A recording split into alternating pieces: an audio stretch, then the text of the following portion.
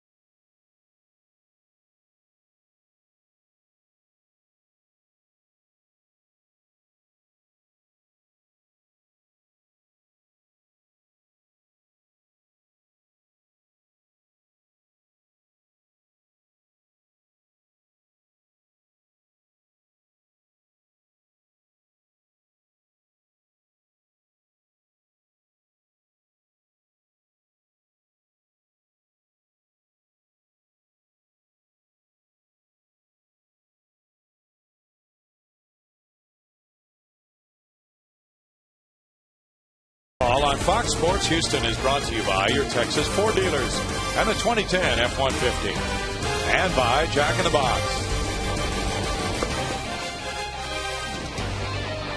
The big concourse is there in Home Run Alley, leading fans into this ballpark. Pirates and Astros meeting for the final time in Houston this season.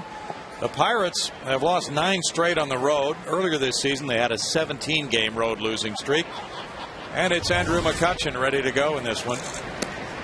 That one sails high from Jay Happ, ball 1 to McCutchen. McCutchen among the best hitters against left-handed pitching in the National League with a .336 average. Only 2 National League hitters have a higher average against southpaws.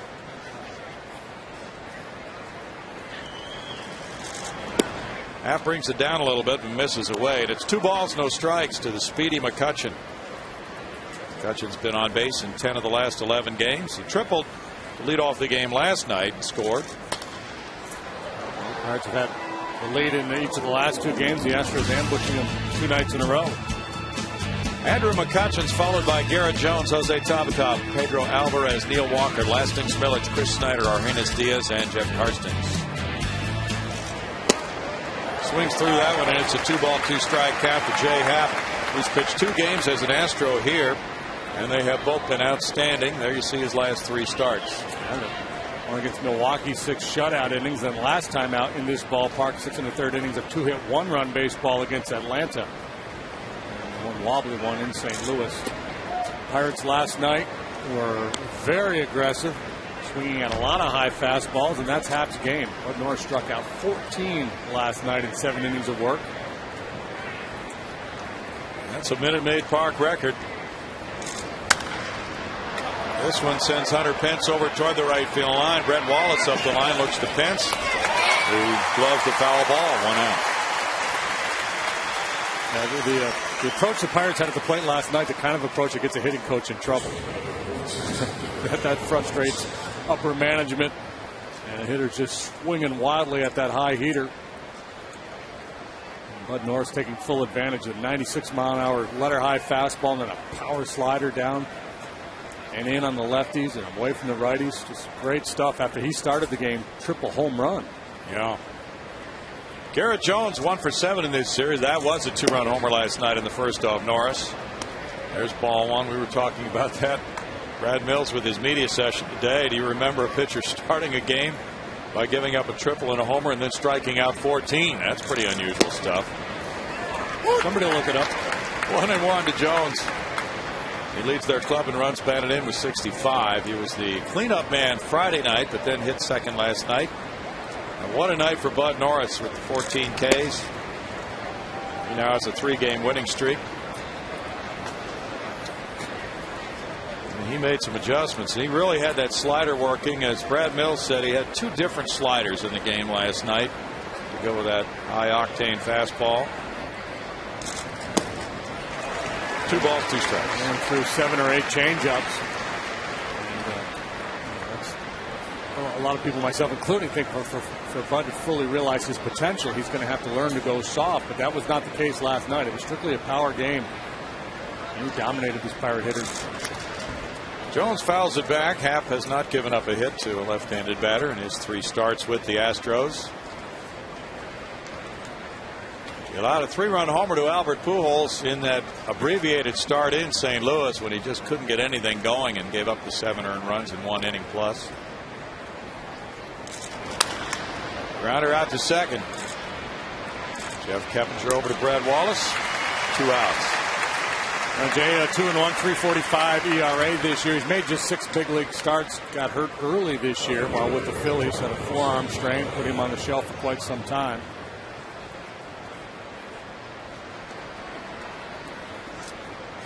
Pitched around a number of walks to get that good ERA. He's walked 23 men in 28 2/3 innings coming into this start. Jose Tabata hit 3rd last night. He's 0 for 8 in this series. That was the first time he had hit 3rd this season, and he's back in that spot again today. Taking strike 1, a .293 hitter with 2 homers. He was driven in 16. He just turned 22. It's a 1-1 count.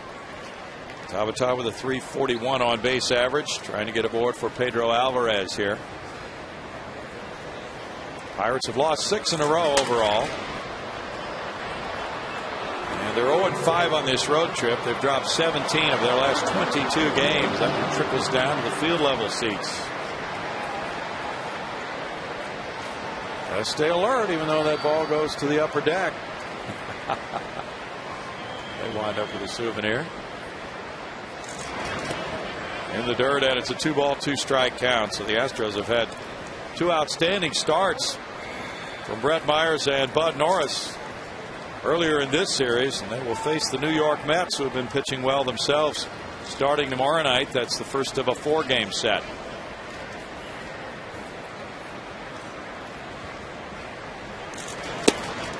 Happ misses, and it's 3-2 for Jay Happ. Settling into the Astros rotation after the big Roy Oswalt trade from the Phillies. And we're checking on Roy, and it looks as if he will not pitch against the Astros in Philadelphia the way the rotation is going right now for the Phils. And Astros are there on the next road trip Monday through Thursday. And looks like Roy's going to pitch Sunday and then again Friday. Swing and a miss. That's a late hack. Happ has a 1-2-3 first, and the Astros come up against Karstens right after this.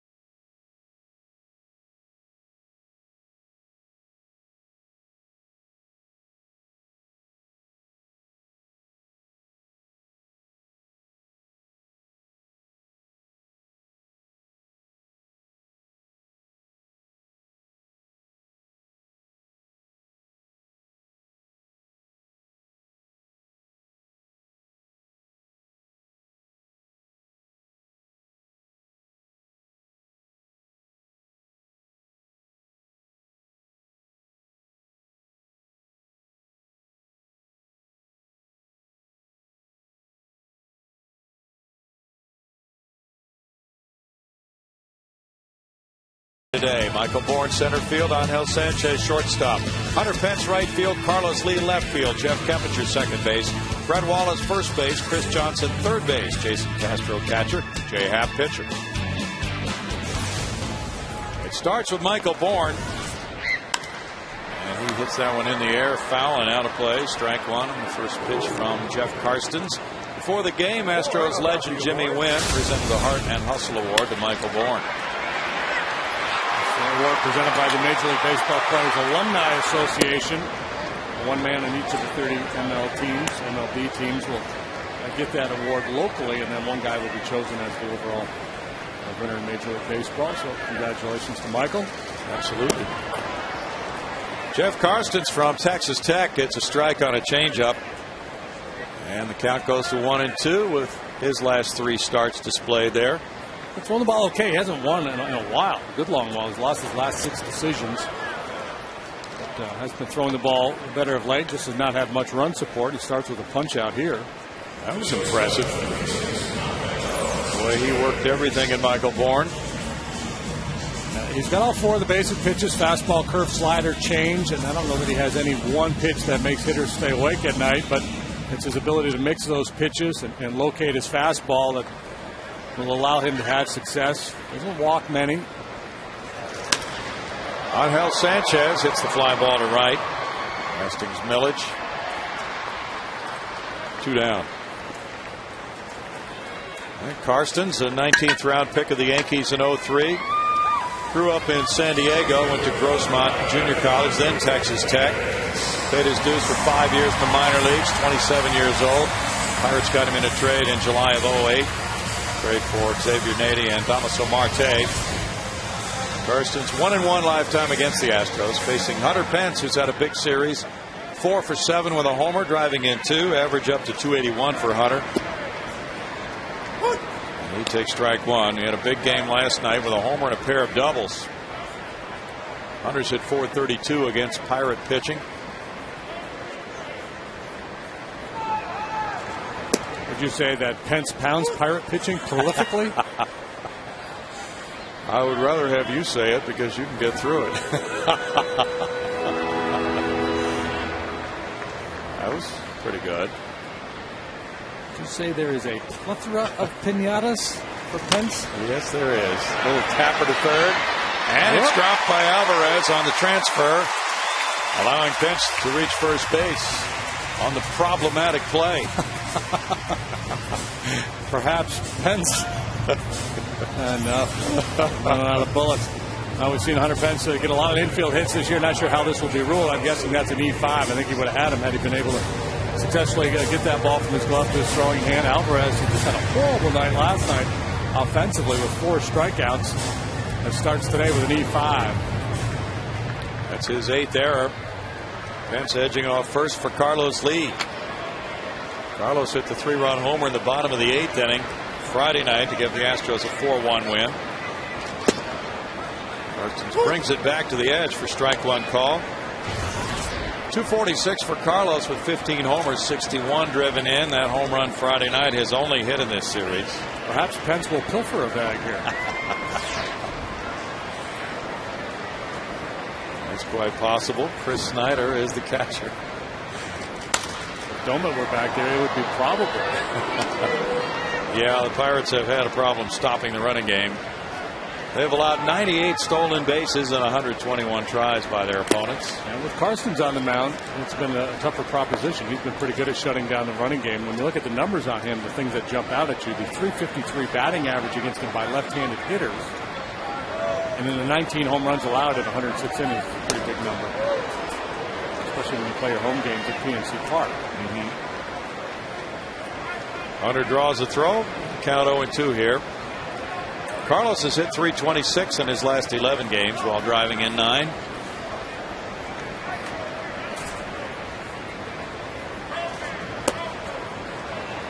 It's a 1-2 count with Jeff Keppinger on deck. The Astros are trying to sweep the season series at Minute Maid Park from the Pirates. They're 8-0 here against Pittsburgh, 9-2 overall.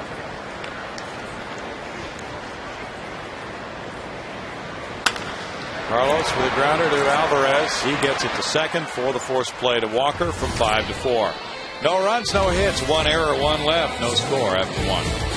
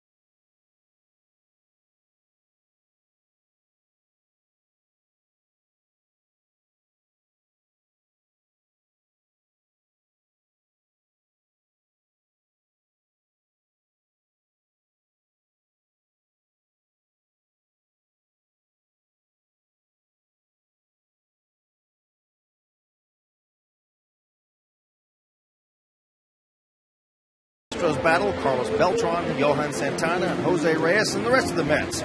On Tuesday, get 2 outfield tickets for just $2 with 2 labels from a 32-ounce Powerade. That's a sweet deal, and you can take advantage of it by going to Astros.com to get those tickets. Guys, back to you. Thank you, Bart. 0-0. Here's Alvarez leading it off.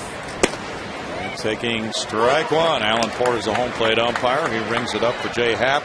Alvarez at 246 has 10 homers. He's driven in 32, and he has 3 hits in this series. Friday night, he had a 3-for-3 game with a walk thrown in. Happ delivers, and it's a 1-ball, 1-strike count. Happ 1-1 in his career for 2 starts against Pittsburgh with a 2.40 ERA. Got a no decision last time against Atlanta. 2-1. He gave up just 1 run in 6 1/3 innings and trailed 1-0. Astros lost that one late, 4-2. Houston now 3-2 on this homestand. Alvarez can't catch up with it. It's 2-2. That one was registered at 88 miles per hour. The more I see of Happ, he kind of reminds me of you in some ways, JD. Yeah. That's what Charlie Kerfeld mentioned when we got him in the trade. Did it? Yeah. Struck him out. 2 strikeouts. He doesn't have your changeup, but he has that same high fastball. He's got the high fastball and one that doesn't light up the radar gun, but one that he pitches very effectively with up in the strike zone. Gets a lot of swings and misses up there. A little deception in his delivery. And so, it's a kind of fastball you have to watch a guy compete with, because if you're just scouting him and watching him throw a bullpen, you say, well, we got him at 88 to 90. There's very little movement. It's pretty straight. But watch him pitch and watch the reaction that hitters have with it, and you see it's an effective pitch for him. Neil Walker, a switch hitter at 302, has 5 homers, 34 driven in. A couple of hits in this series for Neil. That's down toward the end of the bat, and it's popped up, and Jeff Keppinger handles out number 2. Well, getting results like you used to. Pop-up, strikeouts. Yeah, it's kind of there's a number of guys that pitch this way over the years. Sid Fernandez is a high fastball guy.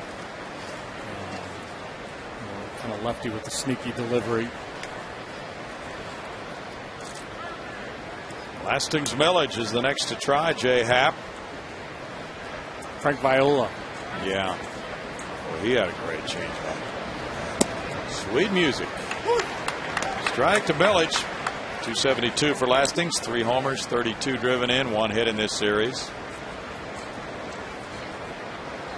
He's had 11 hits in his last 37 at bats. It's 1-1. The Buccos really in the doldrums. They're 39-77. They have the worst winning percentage in the majors right now. John Russell's club just unable to manage much in terms of run support, with 1 run Friday and 2 runs last night. Fly ball to right. And it continues for John Russell with 6 straight Pirates going down. No score.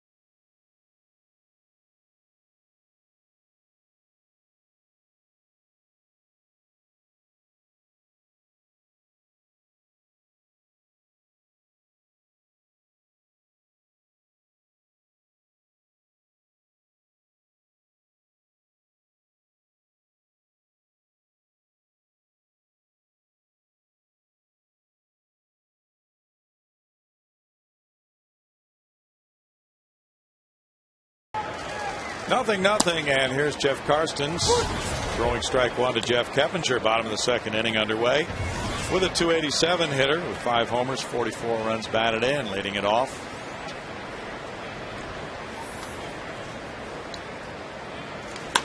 That one moves in on him, and he chops it to shortstop, fielded by Argenis Diaz. 1 out. Karsten's ERA just slightly above the National League average, 4.39, and you have 2 and 8. Very little run support.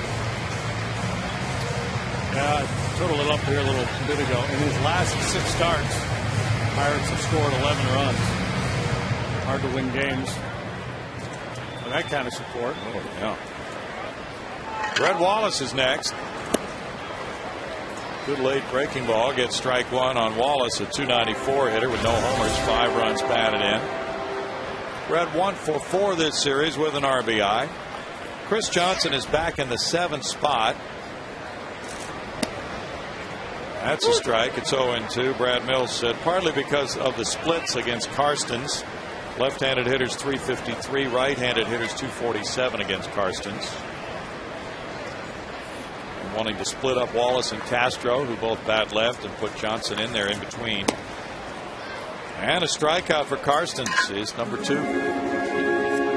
He's showing some versatility and creativity with his breaking ball too. It really takes a lot off of this one, makes it much bigger at 66 miles an hour. Certainly did. There's the breakdown against Karstens, so that led to the lineup decision a little bit on the part of Brad Mills. Chris Johnson with a .351 average takes a fastball. There's strike 1. 5 homers, 33 runs batted in for CJ.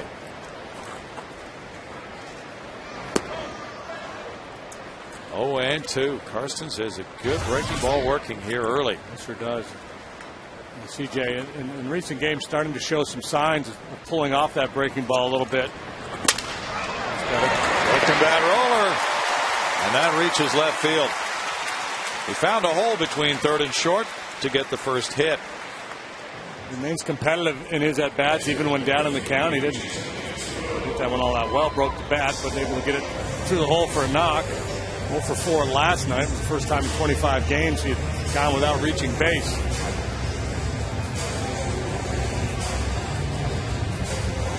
So now he starts another streak, and he's aboard for Jason Castro.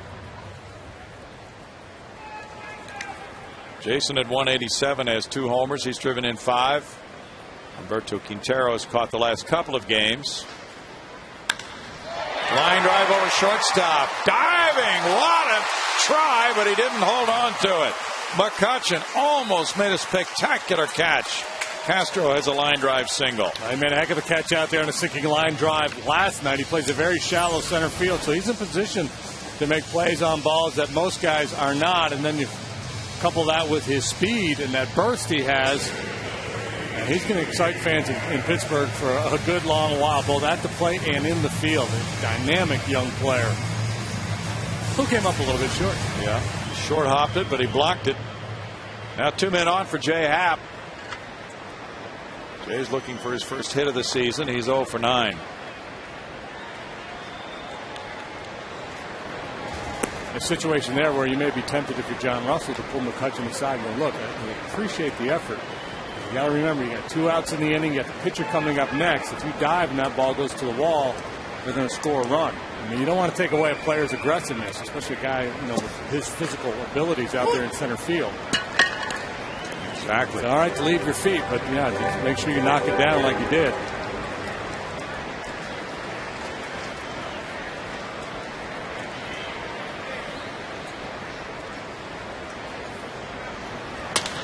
Happ grounds 1. Neil Walker is there. Throwing over to Garrett Jones to complete the final out of the second inning with no runs, 2 hits, and 2 men stranded, no score through 2.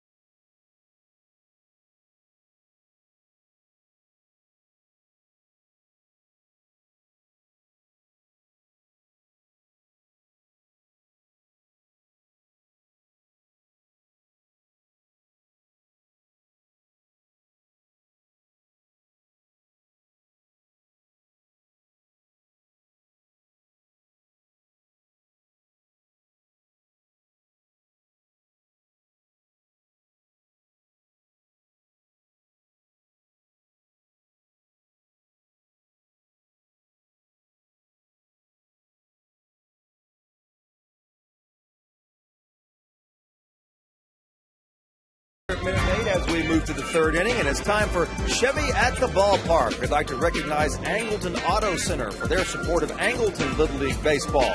For more information on Chevy's commitment to youth baseball, visit ChevyTexasBaseball.com. Brownie, back to you. Thank you, Bart. Good day for the fans here in the air conditioning at Minute Maid Park. A lot of eating going on. Good day to come indoors and watch a little baseball.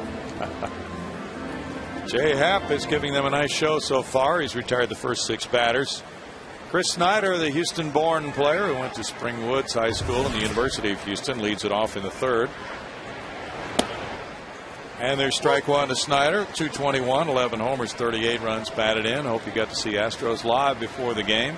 Greg Lucas interviewed Jeff Bannister, another local guy. Grew up in Oklahoma.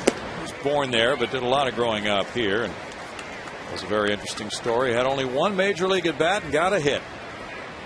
Career average of 1,000. Now the bench coach of the Pirates. Jeff from Lamarck High School and the University of Houston. And I believe, I didn't see that whole interview, but I read where he had bone cancer. Yes, he did. Ankle in high school, and they almost had to amputate. Yeah, he had 6 surgeries, he said.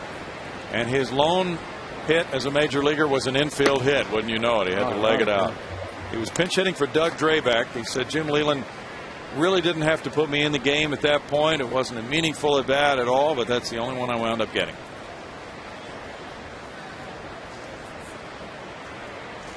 Been a long-time coach in the Pirates system and was elevated to bench coach when they made a couple of coaching moves recently. They dumped Gary Varsho, who had been the bench coach, and Joe Kerrigan, the pitching coach. 3-2 now for Happ. Snyder hits a broken bat. Seeing eye hit into left field. Sanchez will try it, but no chance to get him. So he had the crack bat, as Chris Johnson did, but Johnson's just escaped the shortstop's clutches, and this ball was fielded. However, no real play there for Sanchez. No, Snyder not a speedy guy, but very difficult to throw anybody out on a play like that. Benji Molina beats that one out. Now Argenis Diaz comes up with Snyder at first. He's had 4 hits and 11 at bats with the Pirates, 364. He's gone 2 for 6 in this series, filling in for the injured Ronnie Cedeno. Cedeno pinch ran last night, but he's had a left shoulder problem, not thought to be long term. And there's strike one. Diaz, one of 17 Pirates elevated from AAA Indianapolis to the big league club this season.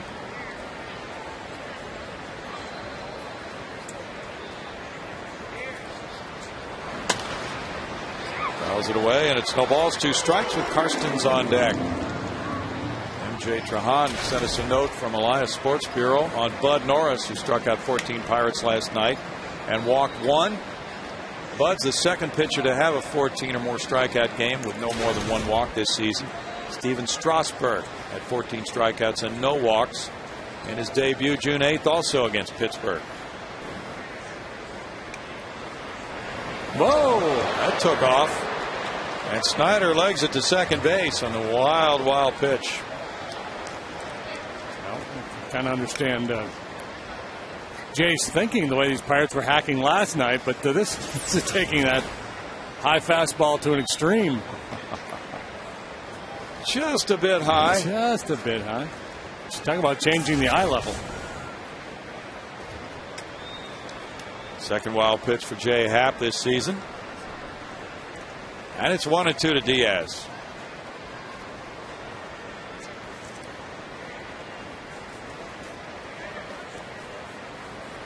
Jay Happ grew up in Illinois. Spring Valley, Illinois. Jim Foley, the longtime voice of the Rockets, just got back from there. He also went to school, same school as Jay. Jay's 27, then he went on to Northwestern University. Very good academic school, pretty good baseball program. Pretty good players. Joe Girardi, Mark Loretta, come to mind. Now making adjustments. Castro and Happ got to work to Diaz with a count 2-2. And his start in St. Louis, he got into this funk where he just could not get the fastball down. And I think when you start to see that as a catcher, a good idea for Castro to go out there and either suggest some kind of a mechanical adjustment or, hey, what do you think about throwing a changeup here, a breaking ball, just to get you out of that rhythm? He got that one down, but missed outside. Good pitch there, able to get on top and drive that ball down around the knees. 3-1. The last Houston pitcher to have a 14 strikeout, 1 walk game was Wade Miller. May 30th, 2003. So Bud Norris at the gym last night, dazzling the Pirate hitters. That may be the most strikeouts ever by a pitcher named Bud. I'm going to look that up too. Yeah. Bud Black was not a big strikeout guy. No. 3-2 as they scramble for it. First base side. 4 home games remaining on this homestand with the Mets coming in. Mets are really struggling right now. Bud Melman was a good strikeout guy. Bud Melman. Ouch. He needs some ice. Looks like he took that one off both hands. Yep. Change up there. Diaz takes the walk. Our Jack in the Box standings come your way next, and we'll see how Tommy Manziel's progress is going during his rehab assignment in the minor leagues. He started with 5 games at AA Corpus Christi. He's played a total of 9 games now, hitting .363, 12 for 33, had 6 at-bats last night in an extra inning game. He's been on the disabled list since the 24th of June. And the skipper, Brad Mills, says the Astros expect him to return the 23rd or 24th of August. That's about another 8-9 days. They want to keep him the full 20 days allowed on his rehab assignment. Ed Wade will probably get a phone call from his agent every day saying he's ready, bring him back. He's ready, he's good to go. I talked to him yesterday, he says he's ready. Especially the way Sanchez has played. Strike 1 to Karstens. Karstens with 2 sacrifice bunts, also has 2 hits. Love to be able to nail a lead runner here, but you got to make sure you get an out. That's the first priority. Popped up, and that's caught by Happ. 1 down. Everybody's going to be asking, why didn't he let it drop, JD? Well, because he probably doesn't make that play very often, and he's afraid if he lets it drop, he might kick it or do something dumb with it. So I'll just catch it and go on from there. And as long as the guy breaks out of the box, there's no guarantee you're going to get the double play there. That's why you would drop it, to try to get 2. Now McCutchen fouled out to Fred Wallace, the first baseman.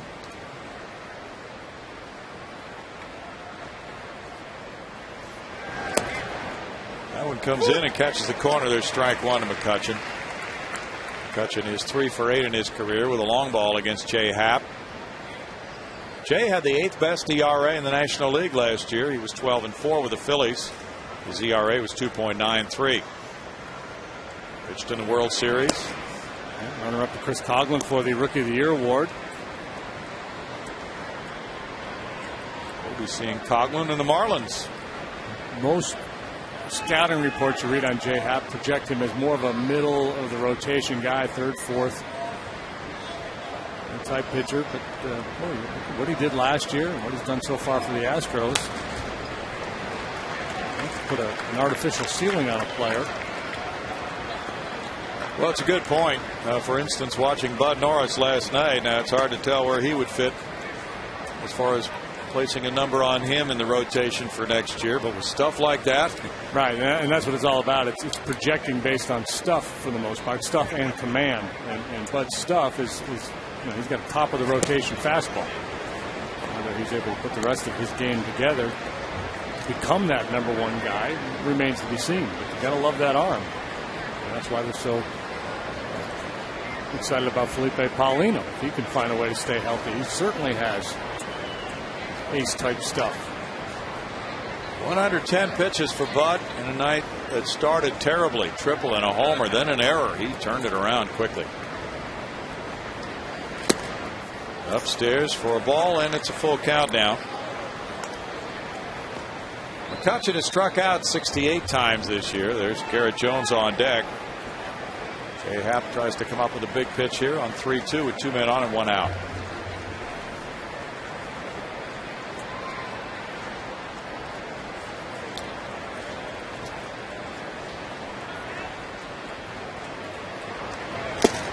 he got him on strikes. Popped that fastball by him outside. Strikeout number 3 for Happ.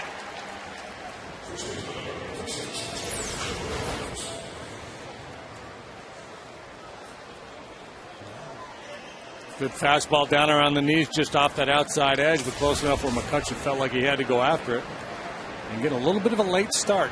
That's due to the deception in Happ's delivery. Hitters get that bat started a little late. Garrett Jones tapped out to second earlier. High drive, that's hooking. It's going to go for a long ride, though. Oh, goodness.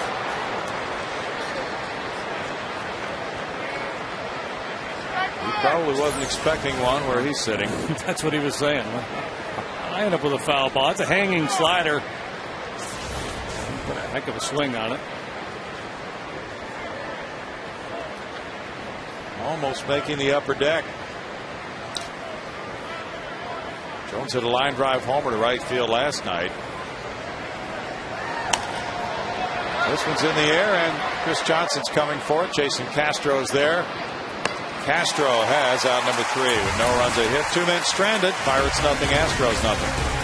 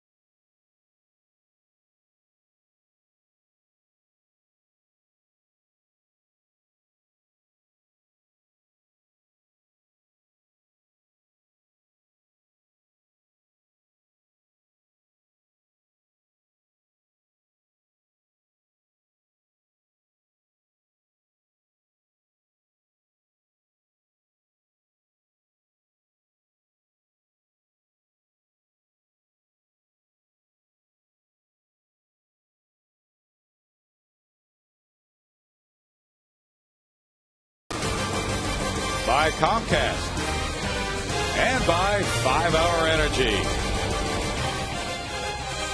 The food looks good, and Trey Wilkinson has joined us in the booth for this game. So happy that Trey could get here. He was closing in on the golf course when he got the emergency call to be here for his wife Kim, who unfortunately was ill and had to leave. Got the plaid shorts working, the sunscreen lathered on. I mean, this is above and beyond the Call of Duty. This is the husband of the year right here. There you go. Michael Bourne takes a curve, strike 1. Trey had his suntan lotion on and everything. Yeah. It's so close to playing golf, and then it never happened. Probably been looking forward to that round for a couple of weeks. Yeah. No balls and 2 strikes to Michael Bourne. Got him out of the heat into the AC, and he can watch the PGA up here in the That's true. in the booth. Nothing here for Karstens. His breaking stuff has looked sharp. Bounces that one. It's a 1-ball, 2-strike count. You talked about Michael Bourne with the Heart and Hustle Award. And Craig Biggio was the overall winner of that for 2 different years with the Astros, the Major League winner. Michael complimented by the fact that he was the Astros winner. 2-2 the count. Last night he made a diving try on a triple. Bidge has been here the last couple nights. I think he's making a trip to Notre Dame right now with Connor. Still 2 balls, 2 strikes. Been a busy summer for the Biggios with 2 boys on different traveling teams spanning the country.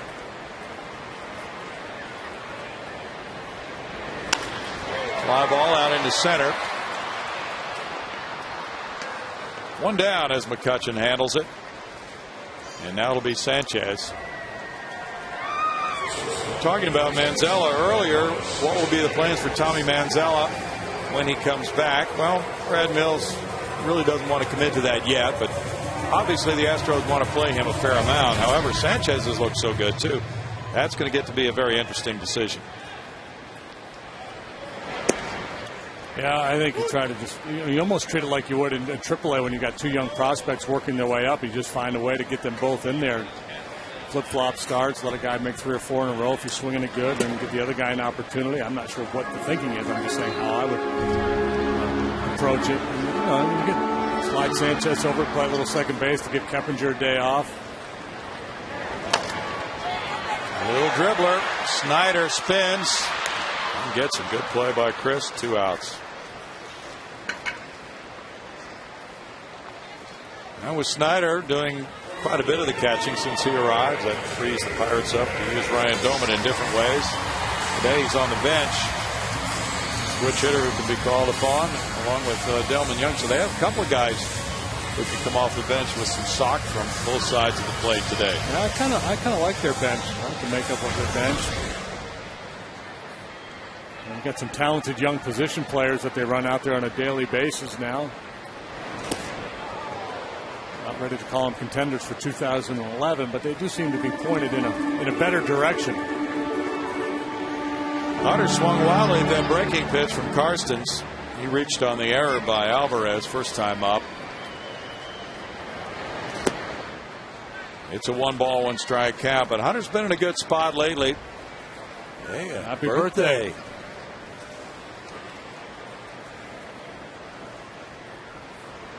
Well, it's been a festive weekend. We had a wedding last night, a birthday today. I don't think it's her birthday, though, is it? I think she's holding the sign up next to that little guy. Oh.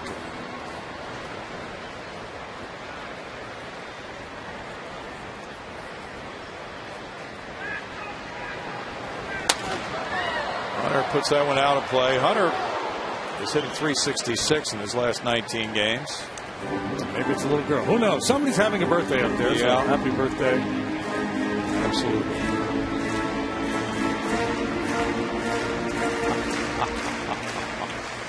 Well, the kids are in delight today, at whether it's a birthday or a foul ball, and no matter what. Bouncer up the middle and on through into center field for Hunter. That gives him a 4-game hitting streak. And it's hit number 3 for the Astros. Today's the birthday of Tom Kelly, TK, former manager of the Minnesota Twins. He's 60 today. He's only 60? Yeah. Oh. Carlos Lee comes up next. TK was the guy who made the presentation to Bobby Cox, we heard, in Minnesota.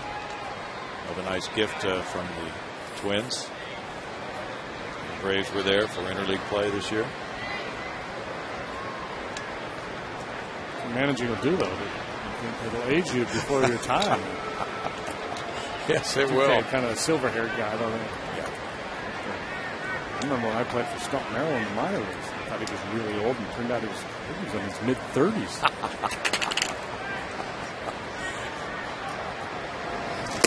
Oh, Carlos cut it loose. And that's kind of the same type swing he hit right before he hit his 3-run homer Friday night. And on the next pitch, he got a slider he can handle. He's asking Alan Porter, was that up? I'm assuming Alan said something along the lines of, do you really need to ask? It's Florida nothing, Cincinnati nothing. They've played 5 in Cincinnati. Homer Bailey on the mound now for the Reds. Thrown over, pitching out or something here. Thrown over. That'll flip the thumb there. Well, of course, the Pirates have to attend to the Astros running game.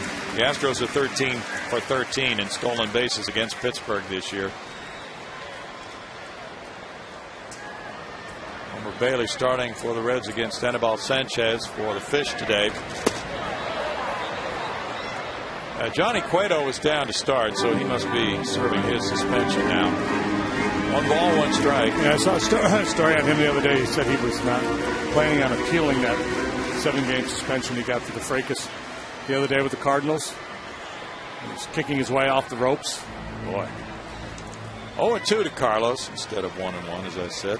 Carlos, a .293 career hitter against the Buccos. Wait, I thought he was going to go into the shorts for the foreign object and come flying off the turnbuckle. I mean, like WWE there. Tell you what, if he does anything untoward again, and facing the St. Louis Cardinals, I don't like his chances to escape that fracas. They're going to be loaded for bear against him. Pence is running. The throw is not in time to get him. It looked like the ball was there, but Hunter gets the steal, and that's his 15th of the year.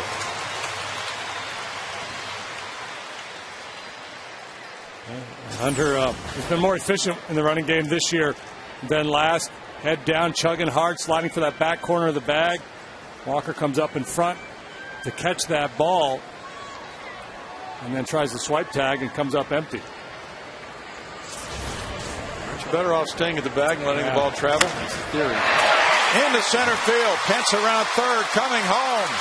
RBI single, Carlos Lee, 1-0 Astros. Well, the stolen base really is big. 62nd RBI for Lee, taking over the club lead. Good swipe at second base by Pence, and then a good two-out approach here by Carlos, just punching it up the middle. That's what he does so well.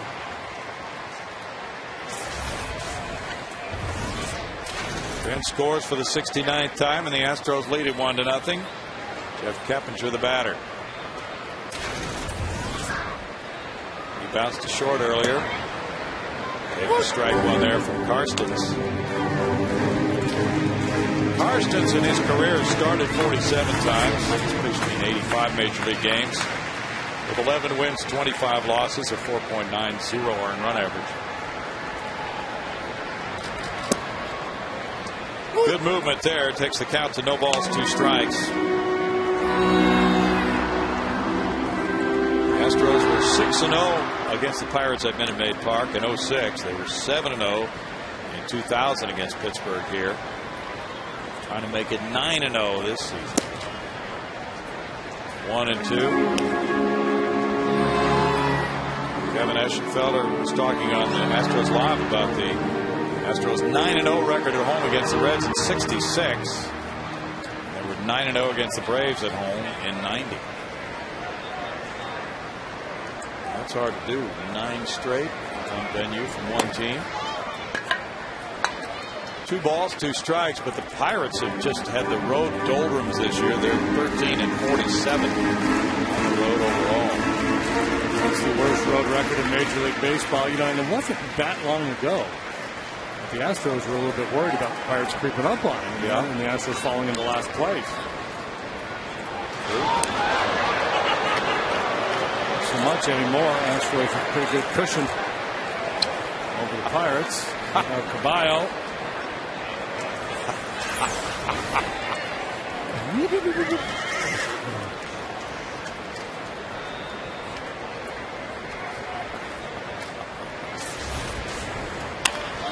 There's a line drive caught by Alvarez just above ground level, and it's 1 run, 2 hits for the Astros. They leave a man. It's 1-0 Houston after 3.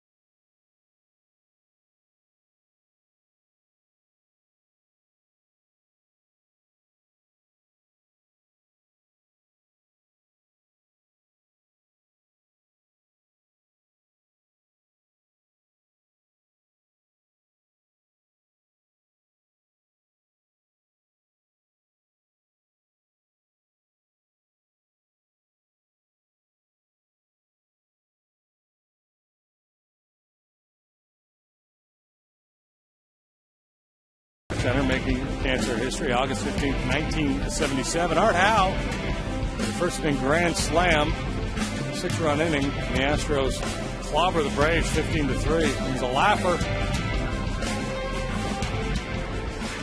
Art probably wasn't laughing. Now Tabata leads it off and lines one into center field.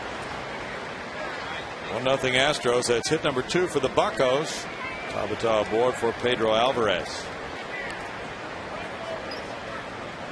Alvarez struck out in the second inning.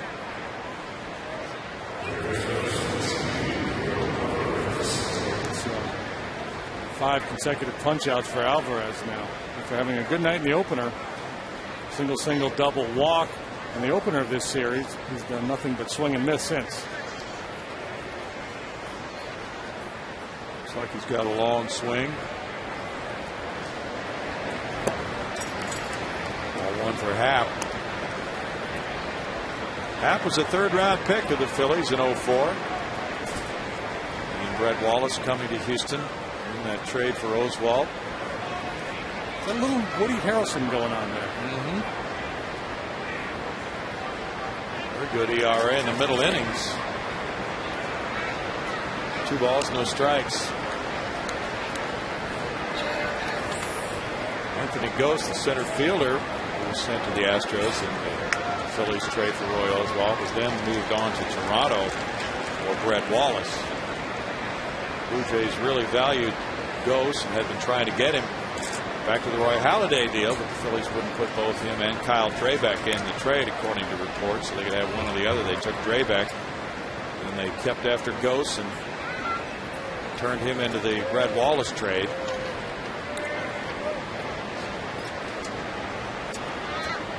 It's usually when you find trading partners, when one organization has an acute need, the other one may not have that need, might have an extra player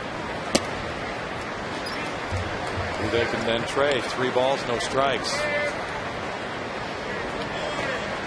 Seattle and Cleveland are scoreless. They're in the bottom of the 7th inning in Cleveland. Felix Hernandez going for the Mariners.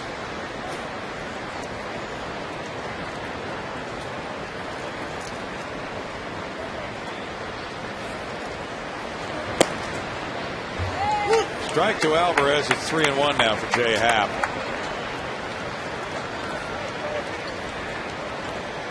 Matt Lindstrom is available today. He's missed the last few games. He's been out getting treatment for the back spasms, which have been causing him problems. Oh, Wilson Lopez is on quite a roll in that Astros bullpen. He's been used a lot lately. Brandon Lang likely unavailable this afternoon. That's a pretty good pitch, but called low. Able to make the adjustment after misfiring up, but couldn't get the call. His style of pitching is not a particularly efficient style of pitching. It's just by the nature of the stuff he has. If you could sink the ball, he would do that more often, and that would lead to quicker outs. But he doesn't have that in his arsenal. So he throws that high fastball, and if hitters are patient, they'll work a lot of deep counts. Neil Walker has a little bit higher slugging percentage as a right-handed hitter this year. Bunting this time. Happ throws to Wallace in time to get Walker. Puts down the sacrifice. The number 5 hitter moving Tabata to third and Alvarez to second on out number 1. Comes under the category. Really? Yeah. Straight sacrifice at this stage of the ball game with your 5th place hitter. Bit unusual. Yeah, and it gets a guy who's a fly ball pitcher, so you're not overly concerned about the ground ball double play. High fives all the way around there, but I'm not so sure I buy it. He executed what he was asked to do. The question is the strategy. And Millage now with a fly ball to right in the second inning bats. Pirates are last in runs scored in the National League. Foul back, strike 1. But Millage is 4th in the league in batting average with runners in scoring position. 361 for Lastings.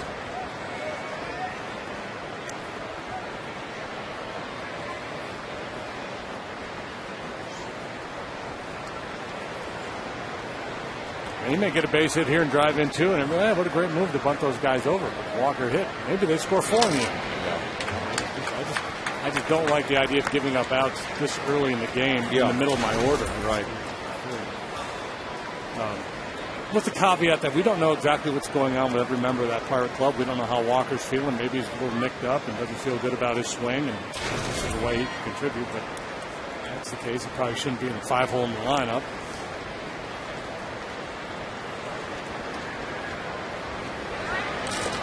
In the dirt. 1 ball, 2 strikes.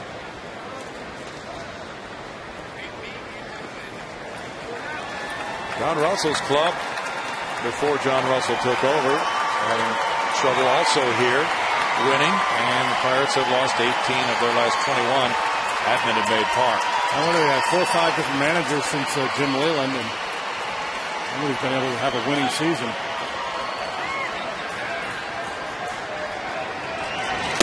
Way up, 2-2. Did Gene Lamont follow Leyland? I think so, yeah. Jim Tracy got a turn. Lloyd McClendon.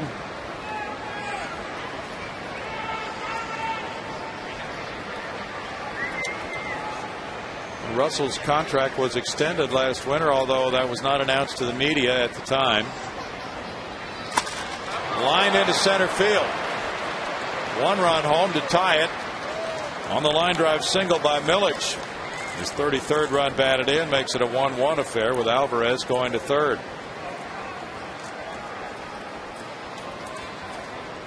Now Chris Snyder gets an at bat. Looks like a changeup or a backdoor slider. It was not a fastball, and it was up. Alvarez freezing on the line drive and to play it station to station. He sure did. Now Snyder with runners at first and third. He singled the hole at shortstop for the Pirates' first hit in the 3rd inning. Looking at ball 1 there. Tampa Bay leads Baltimore 3-1, bottom of the 4th inning at St. Petersburg. Carl Crawford hit his 13th home run.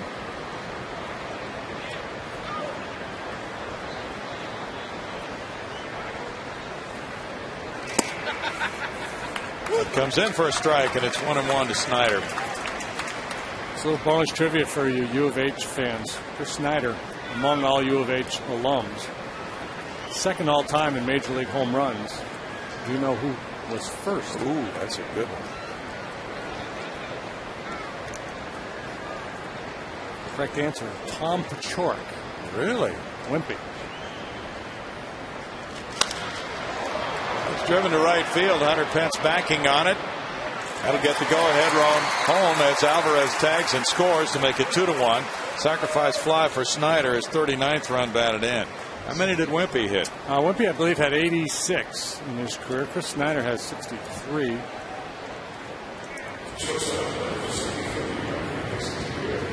He drives in the go-ahead to make it 2-1, and now it's Diaz batting. He walked in the 3rd.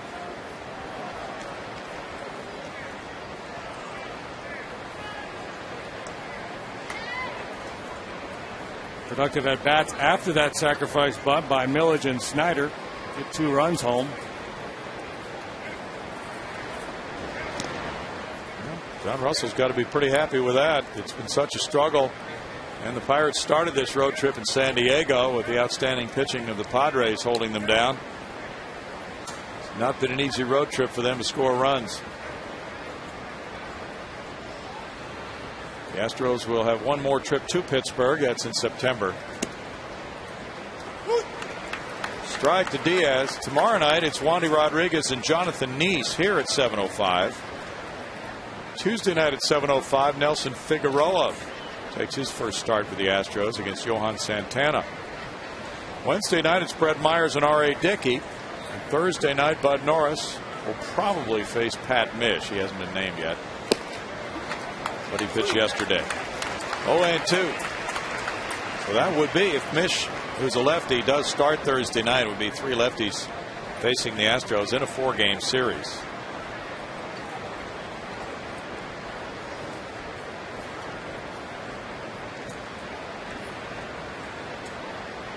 Mets an embattled bunch right now, especially their closer K-Rod, who's had to apologize to his teammates and their families. He had a fight in the family room at Citi Field and slugged the father of his girlfriend.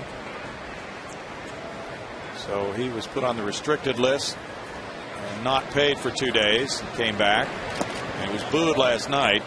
And is going through counseling now for anger management.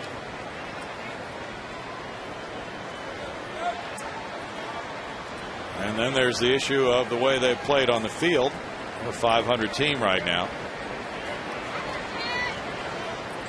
Mets are 58 and 58. They're 9 games behind Atlanta. 7 games behind Philadelphia. 2 strikes in the count here. Happ thinks that Millage might be looking to steal a bag, so he's keeping a close watch on him.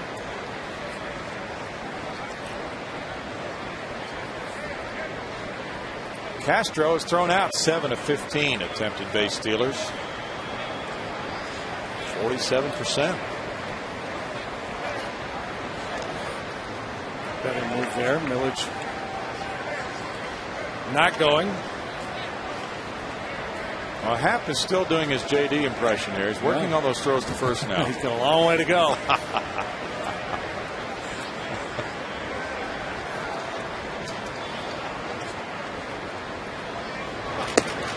Quick pitch from that time, but in so doing, wasn't able to get the ball down. And you can see what he's thinking. He's thinking, well, they get the 8-hole hitter up there. They don't want to have the pitcher leading off the inning. So they try to steal a bag here, and he gets thrown out and say, let's start over with the 8-hole hitter and give him a chance to reach and be bunted over by the pitcher.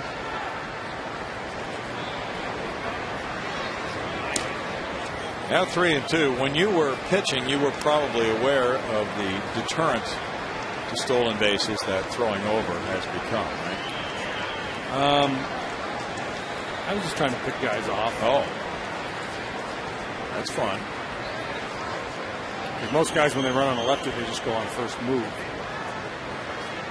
So if you go over there enough, you might catch it.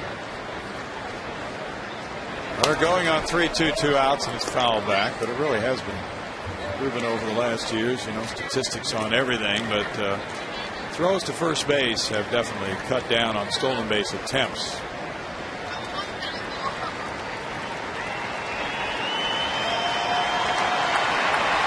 At this time of year, if you've got a base stealer on first and he's stolen 20 or 30 bases, he's probably pretty well banged up. We're going, and a strikeout ends the 4th inning for Pittsburgh, but the Pirates grab the lead.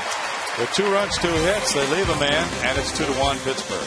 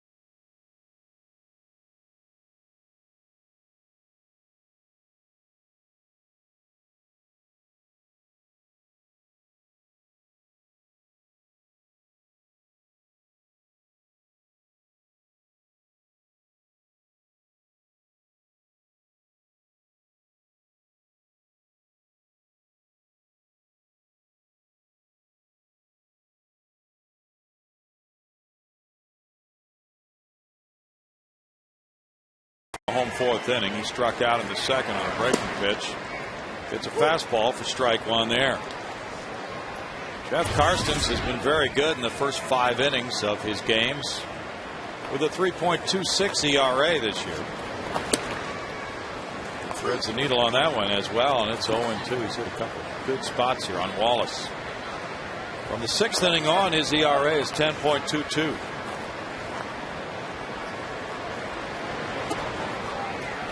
One and two with Johnson and Castro to follow. Well, he's been through some tough games lately. He lost 4-1 at San Diego in his last start. He gave up only 3 hits in 6 innings. Liner right field. Millage. 1 out. Our league leaders are brought to you by your Texas Ford dealers, showing you the month of August and the top batting averages in the National League. The Cardinals are number 1 at 302. Then it's Milwaukee at 296. Houston is third at 289. Astros are third in the National League in runs scored as well in the month of August. Sometimes the batting average doesn't translate, but they scored 70 runs in 12 games, despite the fact that they've hit just 4 home runs. Nobody's hit fewer in the league in August. That's also hit 4. That's a bit brutal. They scored just 27 runs in 12 ball games. They were shut out last night. Roy Halladay and the Phillies taking it to them. 2-0 for Karstens to Johnson. Johnson singled to left field earlier. That changeup is a beauty. 2-1. The bat came through well ahead of the arrival of that baseball. Yeah, really sold it well. Quick hand. Like the fastball coming out had similar action to his two-seam fastball.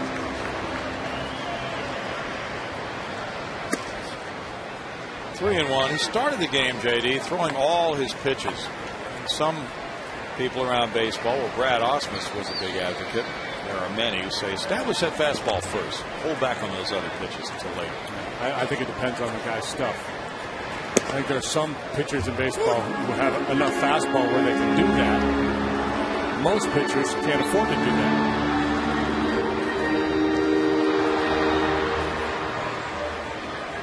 These guys are guessing the outcome. In the air to left field. Tabata gets there. 2 outs. I think it's important to establish fastball command early on, but I don't agree with the philosophy that you're going to hold a pitch in your back pocket. Very few guys I think are good enough to do that. Maybe they're playing after contact. Who could be the first one to find the ball? Yeah. Love talking. Jason Castro singled on a line to center field in the 2nd inning. If you have not implemented your secondary pitches and you get into a jam in the 3rd or 4th inning, it's very difficult to say, okay, I'm going to break out my curveball here because this guy's sitting on a fastball, and if you haven't thrown one all afternoon, you're asking for trouble. Happ is on deck. Castro's almost hit by that one. 1-1. Jason caught 4 games in a row. Then Humberto Quintero caught the last 2.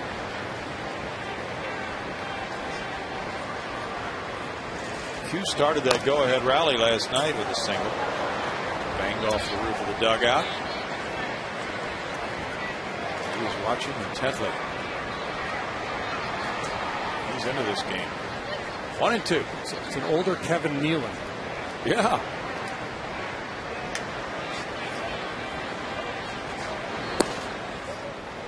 Two balls, 2 strikes to Castro. SNL guy, Kevin Nealon. Yeah. Put a little gray hair on him. That's right.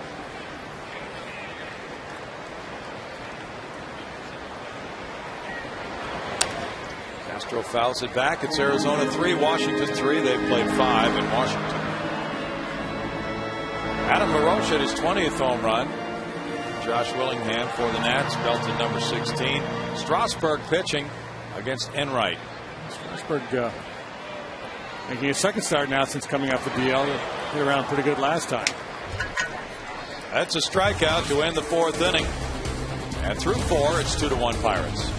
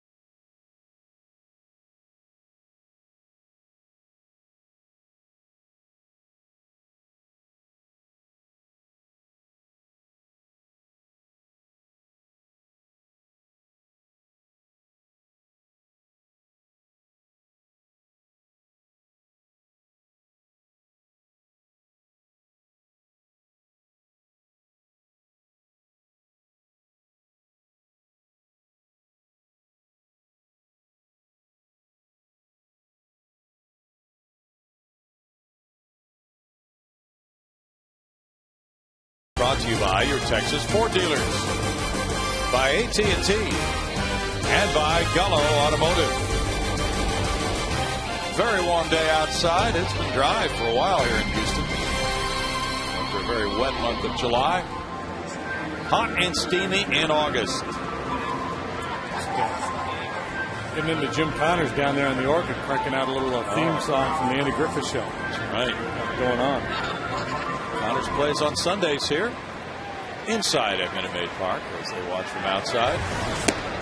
But you can watch outside there from KBR Plaza for free. There is first pitch to Jeff Karstens here in the 5th inning. Ball 1. Karstens popped to the mound earlier on a bunt. 1 ball, 1 strike. That'll be tough if you're in Karstens' shoes and not getting the run support. He just got 2 for you. You're probably thinking that has to hold up for a while now, JD.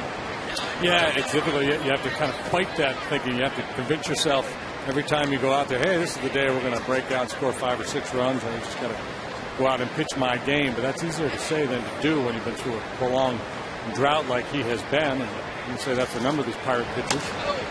Ollendorf is 1-9 now. Ross Ollendorf, who worked the opener in this series, he's got an ERA of 3.95. This fellow here, Karstens, has an ERA of 3.10 since the All-Star break. Despite that, he's 0-4.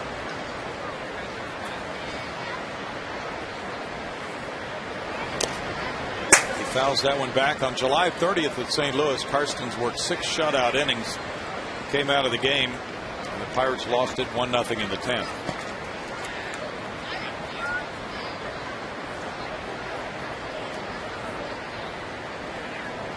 It's also hard for him to win because he usually doesn't go deeper into a game in 6 innings. And that's the appeal to first and a swing call by Hunter Wendelstedt, or Jerry Lane rather, for the strikeout. Yeah, Hunter's Lodge, presented by Gallery Furniture, is available for every Astros home game. You get a field box ticket right near right field, plus a one-of-a-kind Hunter Pence t-shirt, and it'll cost you just $30. You can also take advantage of this offer with a 6-game flex plan. Find out about that and order your tickets at Astros.com. Here's Hunter's Lodge. McCutcheon. Fly ball to right, sends Hunter back. It's in the Lodge for out number 2. McCutcheon's 0 for 3 in this game. He is the grand poobah of Hunter's Lodge. Beautiful Minute Maid Park, where the Astros have won 15 of their last 22. If they win today and tomorrow night, they're back to 500 at home for the season. A long chase for them. They've gone 20-13 in this ballpark since the 30th of May. Garrett Jones is 0 for 2. Mets will be coming in here after playing a night game tonight. They're in the night game against the Phils from Citi Field. He must be Pelfrey tonight, so we're not going to see him. I believe so. And Pelfrey and Kyle Kendrick. No balls, 2 strikes. Astros then on Thursday night, after that finale with the Mets, head for Miami. So they'll have their own early morning arrival. The Marlins, the Phillies, and the Mets on the next road trip. 1-2. That'll be a 10-day trip. Then they come back and play the Cardinals for 3 here, and right back out on the road for another week. Is that right? Yep. I hadn't looked at that.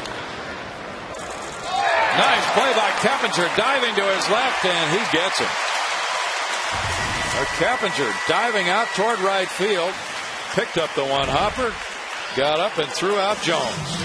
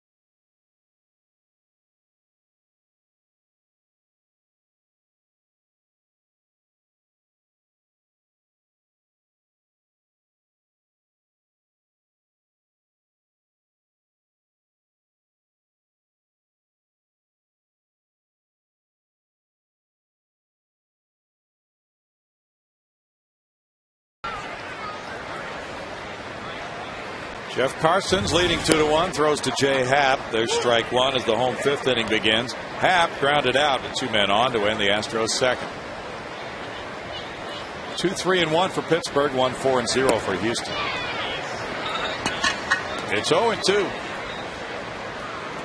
Albert Pujols has hit his 30th home run. He's now hit 30 or more in all 10 of his major league years.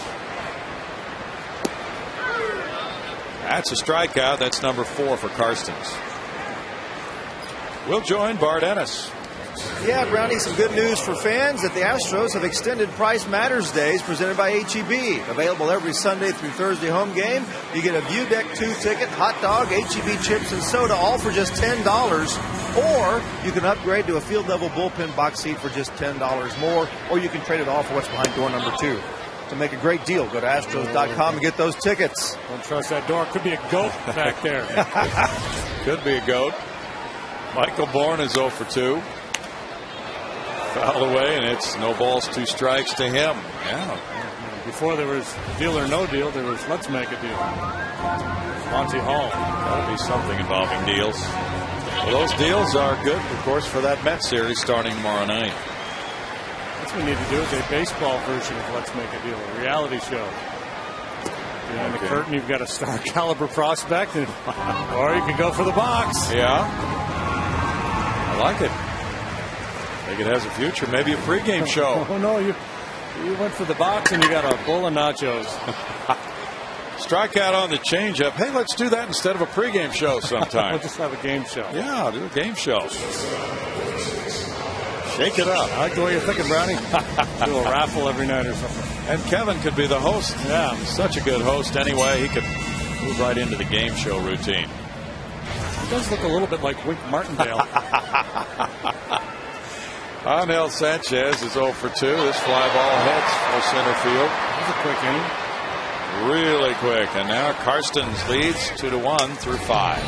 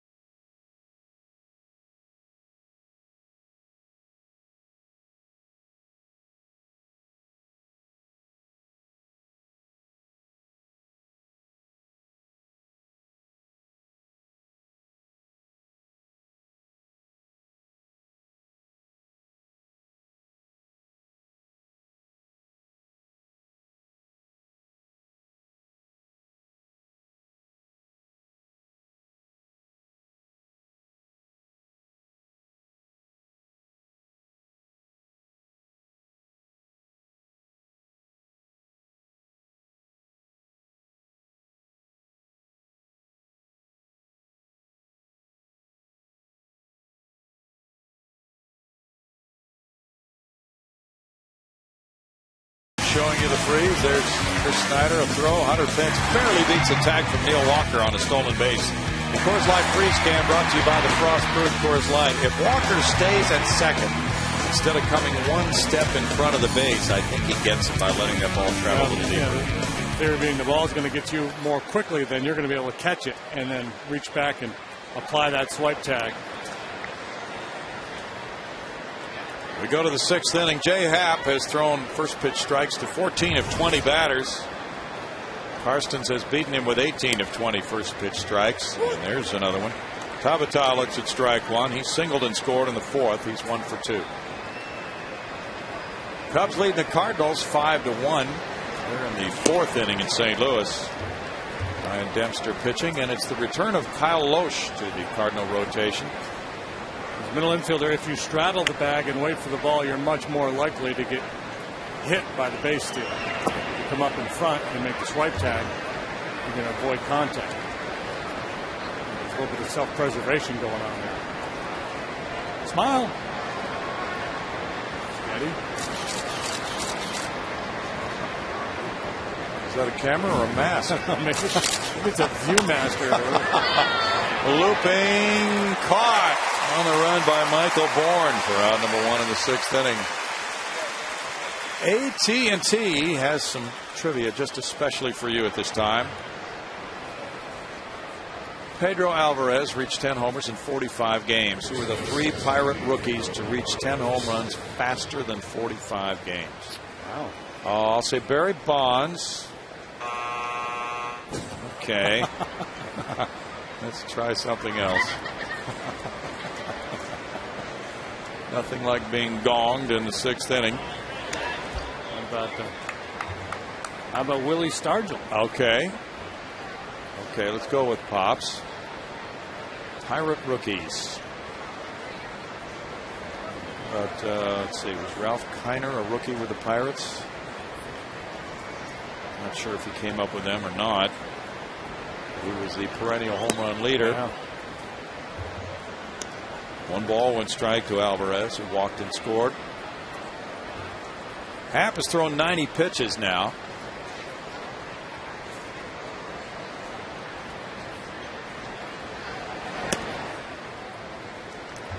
And it's a 2 ball, 1 strike count.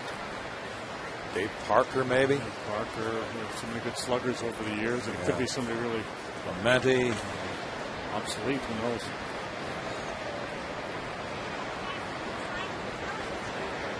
Orlando Merced had a good rookie year for the Pirates. True. But he wasn't a home run hitter. No. 3 balls and a strike for Jay Happ. Kiner did break in with the Pirates at the age of 23 at 23 home runs that year. I don't know if he hit that many that early in his career. There's another walk to Alvarez. 3rd walk of the game for Happ. AT&T will rescue us and give us the answer now about those 3 Pirate rookies who reached 10 homers faster than Pedro Alvarez. He did it in 45 games. Garrett Jones, Dick Stewart, and Jason Bay. Dr. Strange Club needed only 38 games.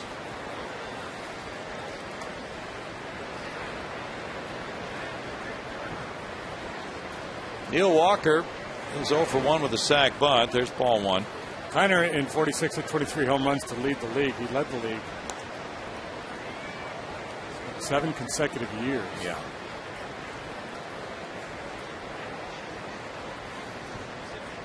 This has been a slugging franchise many years throughout the history of it. Lately, not so much. 2 balls, no strikes, but you know, certainly the clubs of the early 90s had a lot of ingredients. Ever since Sid Bream scored on the Barry Bonds throw to the plate in '92, the Pirates have been struggling to get back to that time.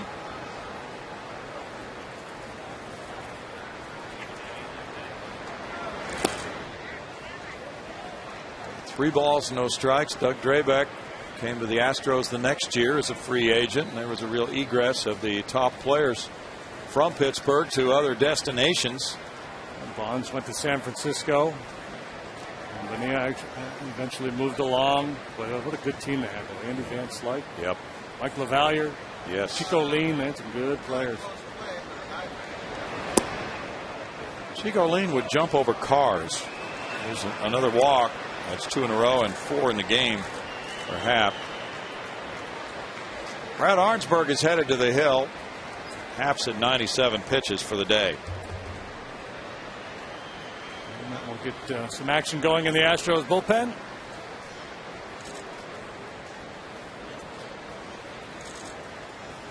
Pence, Lee, and Keppinger due to bat for the Astros in the bottom of the inning. Millage will be the batter. He singled in a run in the 4th. He's 1 for 2.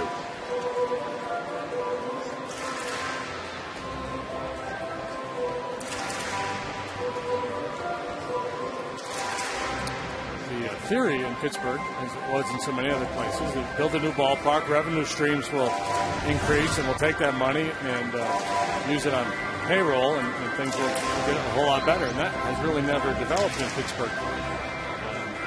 They tried. They signed some free agents, but most of those signings were bad. They ended up blowing up on them. They had guys past their prime or guys that ended up being hurt and couldn't produce. And they had a lot of bad luck in the draft. There was just bad evaluation, guys that never developed, or first-round picks that fizzled, that got hurt. Mark Melanson maybe will make his Astros debut today. Getting ready for that. Millage batting.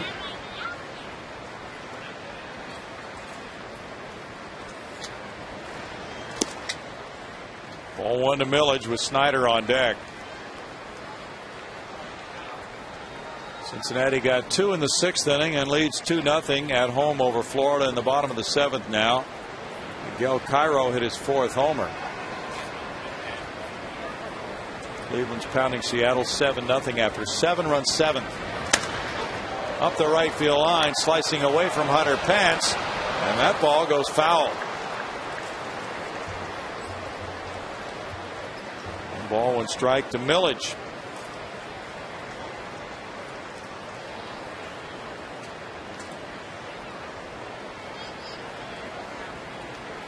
Derek Lee's got his mojo back. He's hit 2 home runs today. Cubs lead the Cardinals now 7-1. Now Kyle Lohse returning today to the rotation for St. Louis.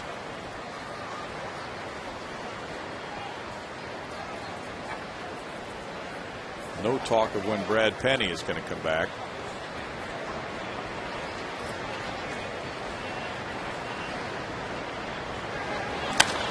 Bouncer to second. Cappinger, Sanchez, Wallace missed the tag, throw to the plate. Castro with a tag, and Alvarez is out. So they do the double play that way. From 4 to 6 to 3 to 2. Here it is. What bad base running by Alvarez. That's not even close at home.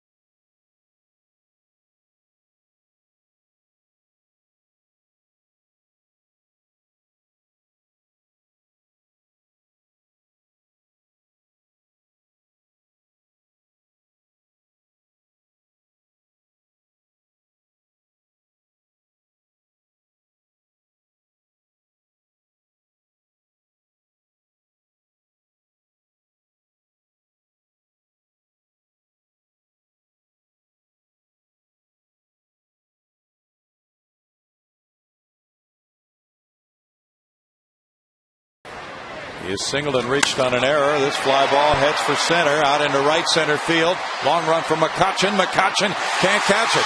Bounces over the fence, and that's a double for Hunter Pence.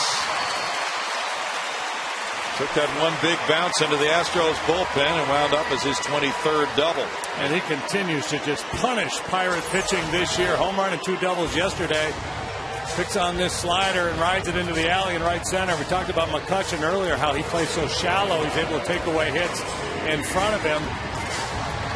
But this time, Despite his great speed, not able to run that one down. Stays in play. It's a 3-base hit. And Hunter will have to settle for double number 23.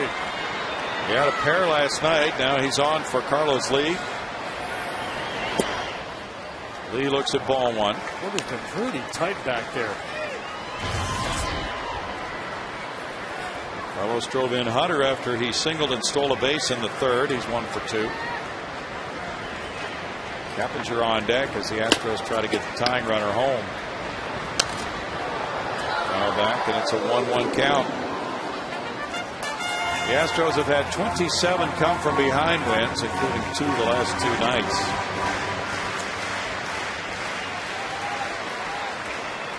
Karstens clings to the 2-1 advantage. He's thrown 106 innings in 16 starts and 6 relief appearances coming into this game. Thrown 73 pitches today. Cuts that one loose, and 1-2. Oh, forgot the umpire. Oh, yeah. Porter is down, and Nate Lucero comes out. Alan Porter hurting. Well, you almost never see this. You see the catcher get hit. Oh, you never see the umpire get hit. And he's not wearing a helmet either. No. It's a sweeping high swing that came over the top. Yeah, he's fucking blood. Head athletic trainer Nate Lucero and his assistant Rex Jones administering there to Alan Porter. And one of the other umpires trotting off the field will go put on his gear and take over behind home plate. Or at least be ready to do so. Yeah. Looks like it's going to be, well, David Rackley had to play last night, so probably Hunter Wendelstedt. We'll wait and see. There's Jerry Lane looking in from the left side of your screen.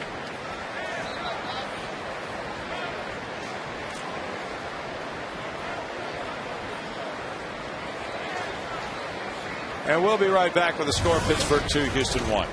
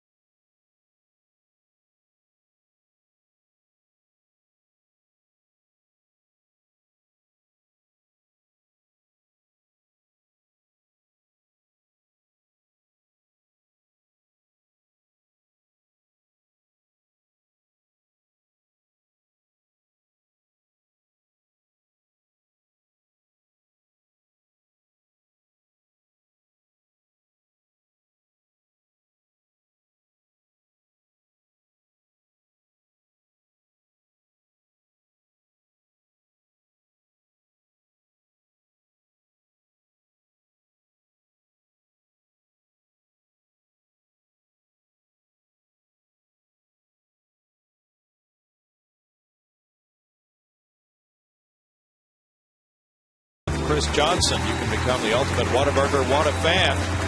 Wednesday, it's an autograph session with Chris at the Whataburger location listed below. And that's from 11 to noon. While there, you can sign up for a chance to be the ultimate Whataburger Whata fan. Alan Porter leaving the game. He had a lot of blood coming out of his head and may require some stitches. Who knows? So it just makes all the sense in the world to get him off the field and get him to where he can receive some treatment. Meanwhile, we'll get a switch in the home plate umpire, and it'll be down to a 3-man crew for the rest of the day, it would appear, J.D. Yeah, you know that old deal. Is there a doctor in the house? Maybe we should have is there an umpire in the house? Oh, no. Yeah. Just pull somebody out of the crowd, and here, you got third base. Thanks a lot. They're used to working 2-man crews in the minor leagues. Will not be a real hardship. communicate well with each other out there on the bases as to who has what responsibilities. You know, there was a time way back in the history of this game where that was the case. The home team would provide a list of candidates to umpire the game, and then they pull the names out of the hat. You know, the guys would be there. And, okay, Joe Smith, you're going to umpire. And there's one famous story where they pulled the name out of the hat, and the guy that was called to umpire was kind of a controversial guy, had been accused of taking a bribe earlier in the season. And then when they checked the hat was full of his name only. He had somehow gotten in there. He really wanted to work. So, you know, a long time ago when the game was a lot different looking. Well, these umpires are a very close-knit team, and they work well together, and usually a crew will stay together for a fair amount of time, although in recent years there are periods of vacation, so somebody will come up typically from the minor leagues, and I think probably that's why David Rackley is here. He's the shortest umpire there. Jerry Lane, the other. And Hunter Wendelstedt has gone back in to put on the plate umpiring gear. We hadn't seen the name David Rackley before this series, so he probably has been promoted to fill in for a vacation period in the big leagues.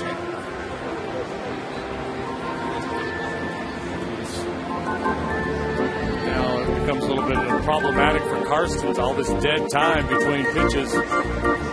It's a great opportunity for Jim Connors to crank things up on that organ and entertain the fans here. He goes back to Astrodome days.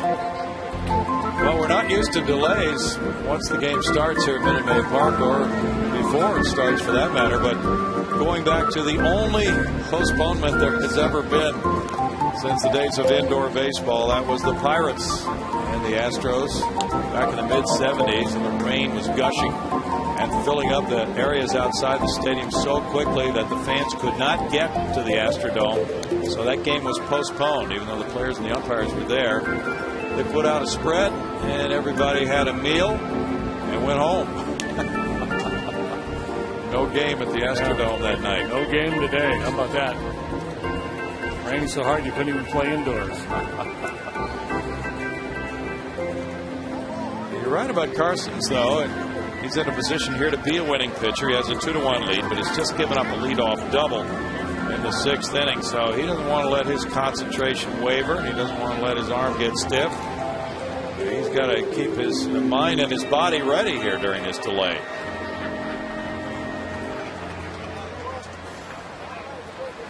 Yeah, because players, too, the position players, you get into the rhythm of a game, and when you have a lengthy delay like this, it takes you out of that rhythm. So there'll be a little mental refocusing going on out there. Position players, okay, what's the situation? We got nobody on, man on second ball. It's me, I'm going here, there, the other thing. Who's the hitter? Where are we going to play him? Each umpire, of course, has that equipment for umpiring the plate, but probably packed away in a trunk for travel. So getaway day, Hunter's probably in the umpire's dressing room, frantically ripping through his bag. Where did I leave those shin guards? Takes a while to put that stuff on once you do find it. Ray Searage is the pitching coach, and the Pirates have to be thinking about the bullpen right now.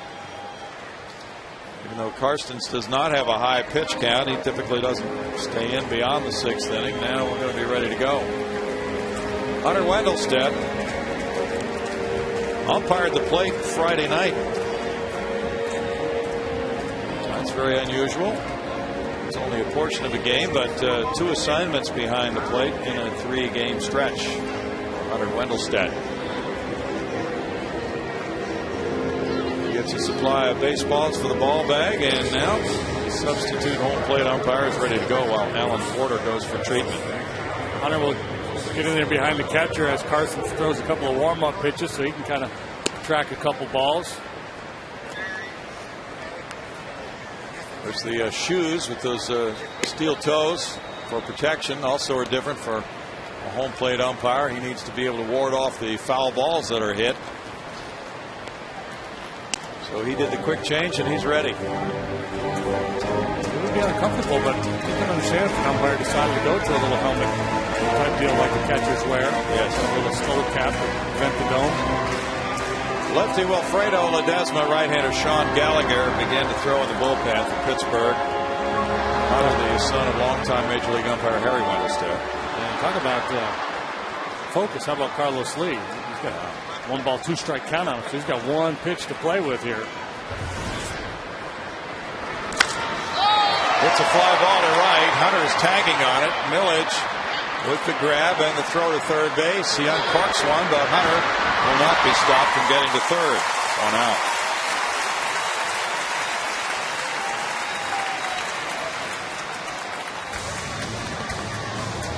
Now Jeff Keppinger comes up with a runner at third, 1 down, 0 for 2 in this game. He grounded to third and lined to third. Runner short, rather, lined to third.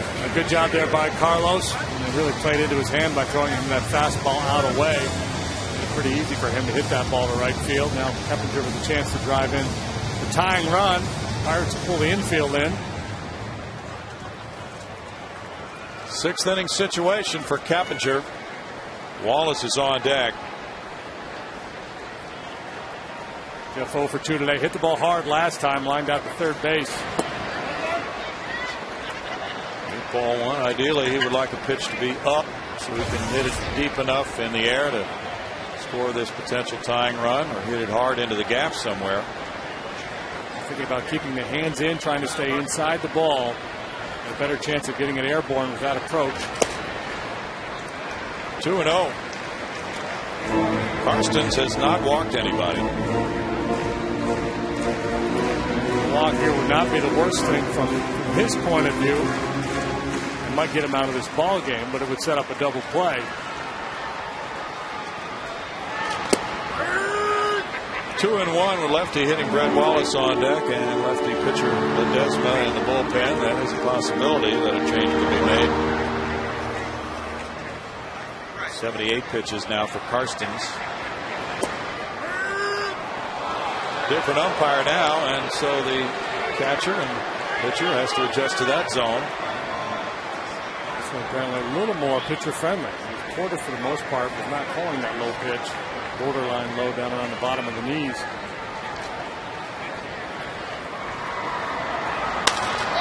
Out into right field. Millage has to chase it back. That gives Pence a chance to tag and come home to tie it. 2-2.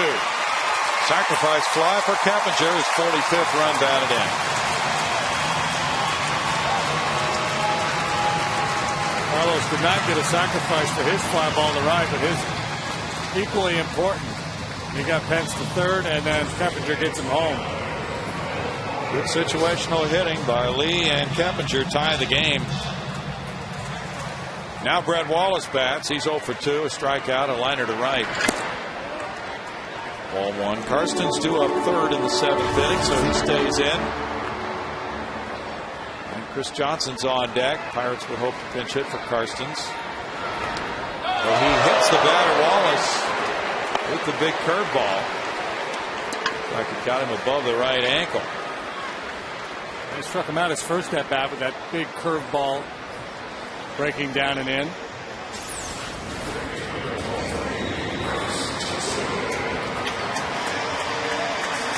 Right knee area. Wilton Lopez is warming up for Houston. Chris Johnson, the batter, he singled to left and hit a fly ball to left.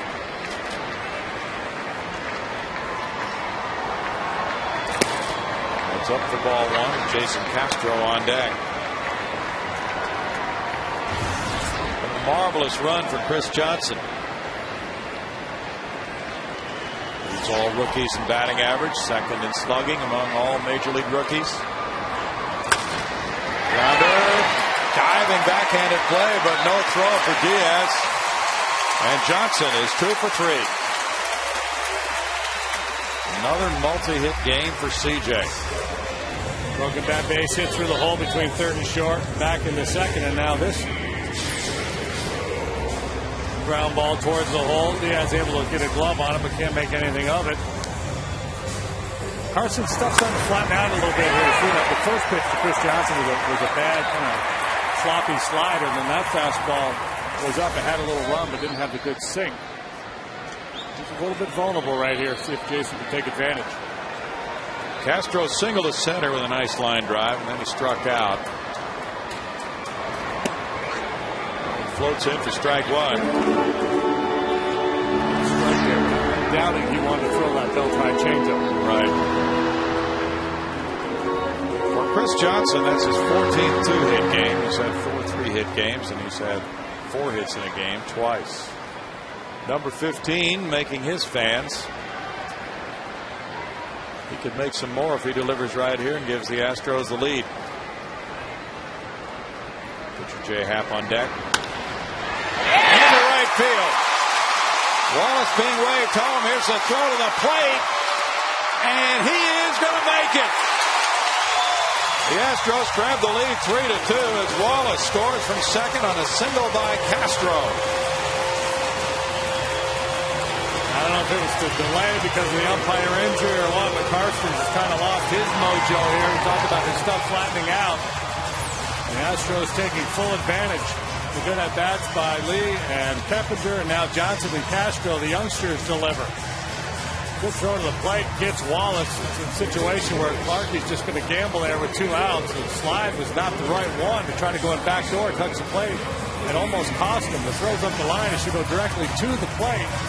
But at the end of the day, Brett able to beat that diving attempt by Snyder. Another tough luck situation for Karstens, who had the lead when the game was delayed, and now he could only lose this game. Yeah. Thanks, Skip, for leaving me out there to lose it.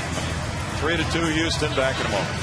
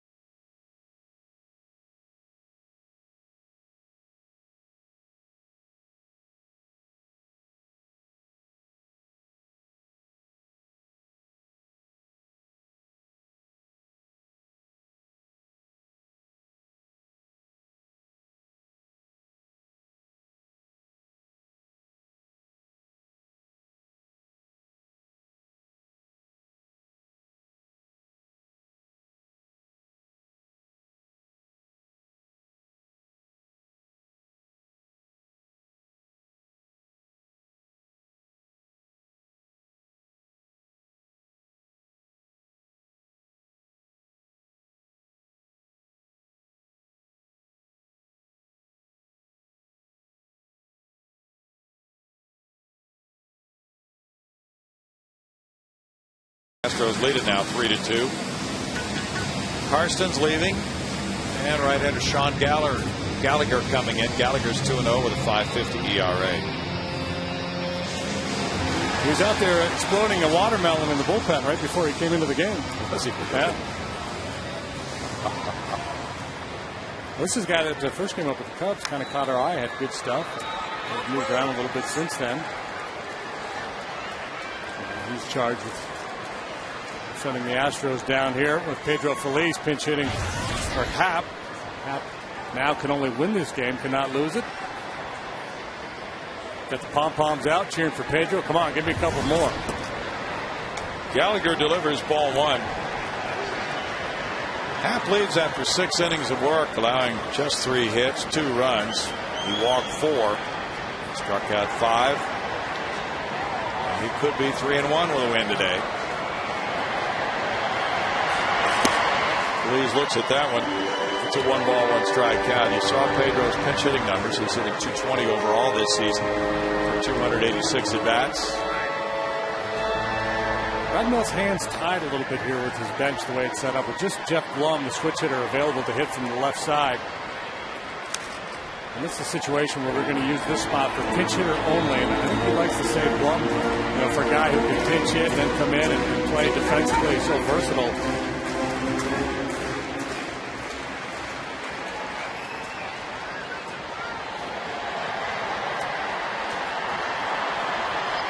This stage of the game, they're not likely to make that kind of a move.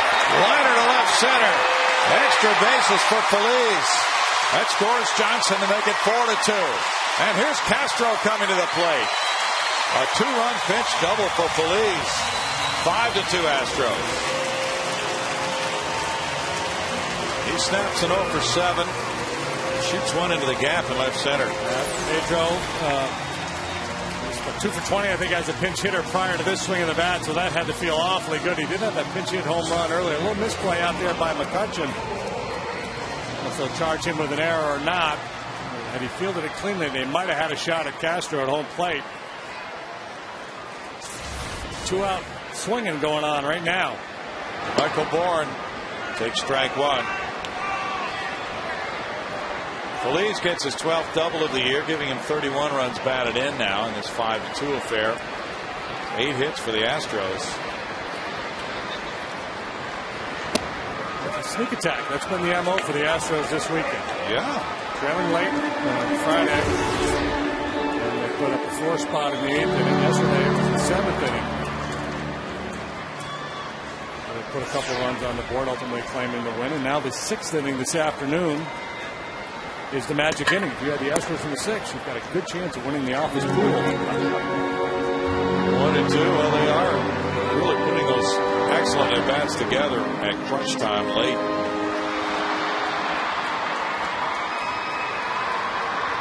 Must be learning from the first few plate appearances, and then when it really counts, they're delivering. Foul ball comes back. But the Pirates have had 3 good starts. Ollendorf, 6 2/3 innings, shutout ball Friday night. Last night, Mahalam, 6 2/3 innings, 3 runs. The Astros have runs per game from the 7th inning on, 2.58 since the All-Star break. Bourne swings at the pitch in the dirt, a breaking ball to strike out, and Snyder throws to first to complete the final out in the 6th inning. 8 Astros batting in the 6th. 4 of them score on 4 hits. They grab a 5-2 lead.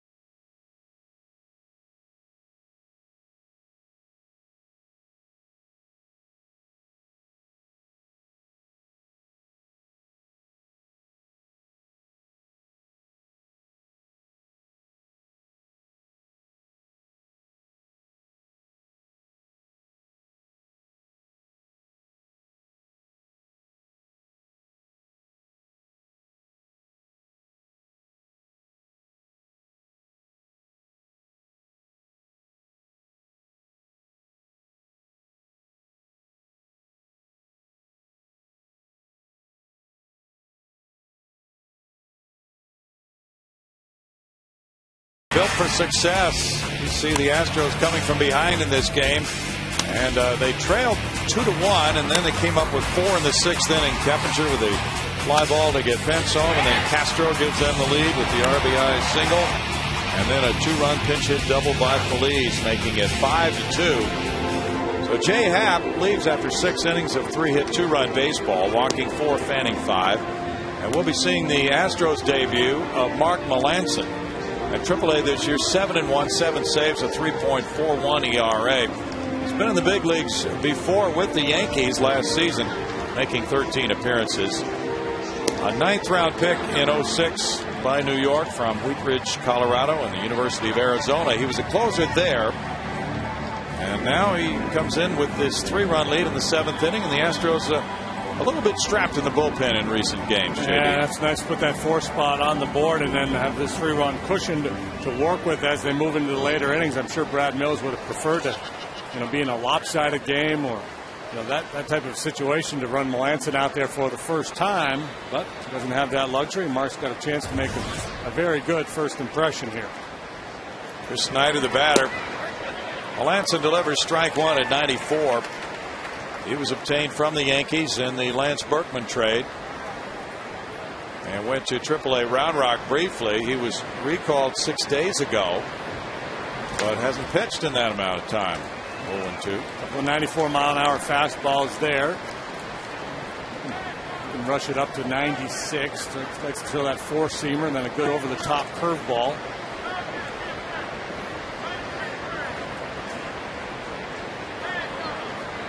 Snyder has an infield hit and a sac fly in this game. And he is caught looking. Melancon starts his Astros stint with a strikeout. Got to have a little rust on him. He's been here for a week and hasn't pitched.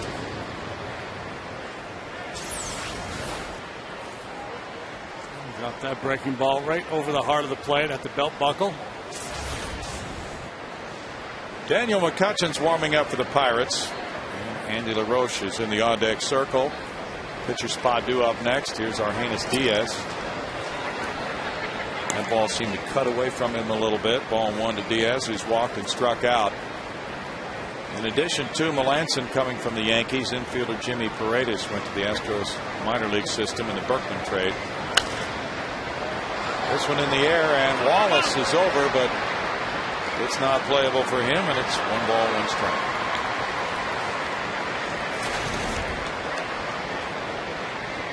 Karstens winds up allowing 5 runs in 5 2/3 innings, but he had a tough luck day with that long delay with the injury to the home plate umpire, Alan Porter, and then things really crumbled after play started again.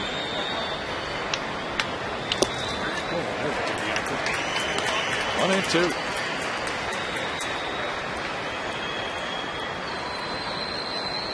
Melancon very excited to be part of this Astros situation. He had made 2 appearances for the Yankees this year, pitching only 4 innings there.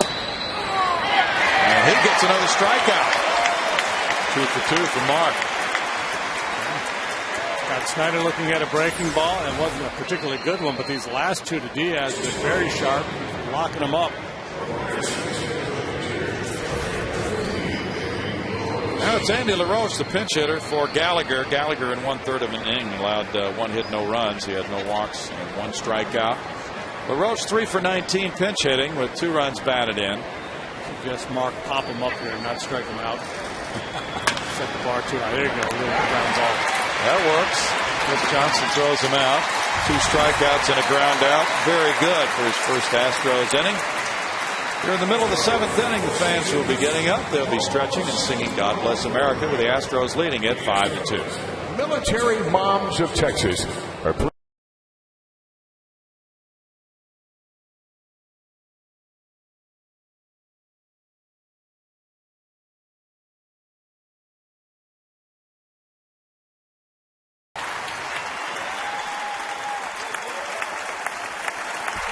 And now, ladies and gentlemen, to salute them, as well as to honor all of those who serve our country day in and day out around the world, please join us and Mr. Joe Prince for the singing of God Bless America.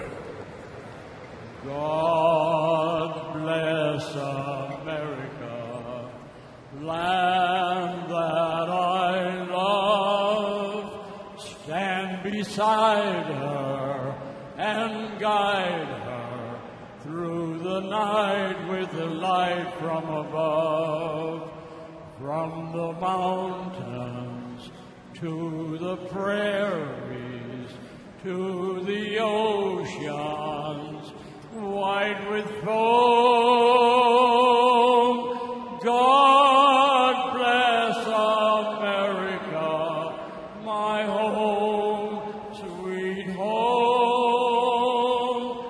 God bless America, my home, sweet home.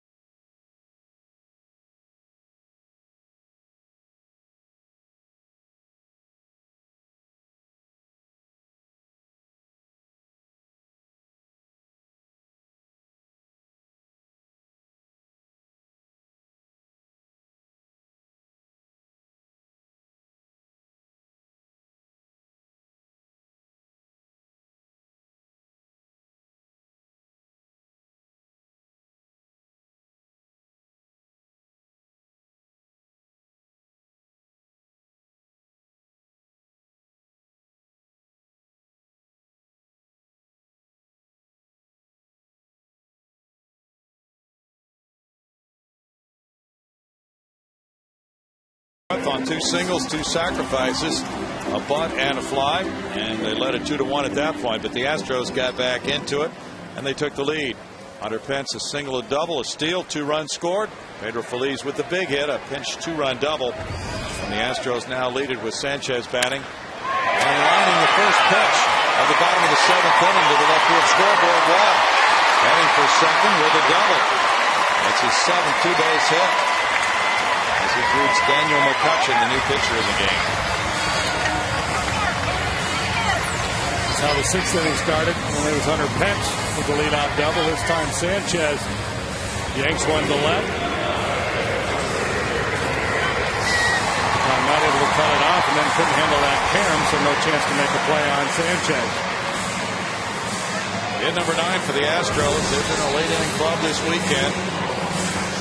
McCutcheon victimized on his first pitch. Now moves along and faces Hunter Pence, who's 2 for 3 with 2 runs scored. That was foul back. Strike 1. McCutcheon is 27 years old. 13th round pick of the Yankees in 06. He was involved in that Jeff Karstens trade along with Ross Ollendorf from Tabata. Coming to the Pirates in July of 08. Canadian Marte. He's from McKinney, Texas. Went to the University of Oklahoma. It's a 1-1 count for Daniel McCutcheon. He started a game against the Astros here on July 7th and lost that one, giving up 4 runs in 5 innings, and had a scoreless inning in relief here back in April. Gave up 3 home runs in that loss here July 7th. He's out over second base and into center field. Sanchez coming home. 6-2 Astros. Here's Pence into second, and he beats the play. Great hustle by Hunter Pence. How about that? Brad Mills has to be loving it. The effort he's getting out of these guys has been very, very impressive. How about this read by Sanchez? This is a tough ball to read, but he breaks right away. So he scores easily, and Hunter Pence just never slows down. Middle infielders out chasing down that soft line drive. Gritting those teeth and going for it. RBI double. 2 doubles today, 4 in 2 games for him. Carlos Lee looks at ball 1. That is truly a hustling double. He saw both middle infielders go out to center.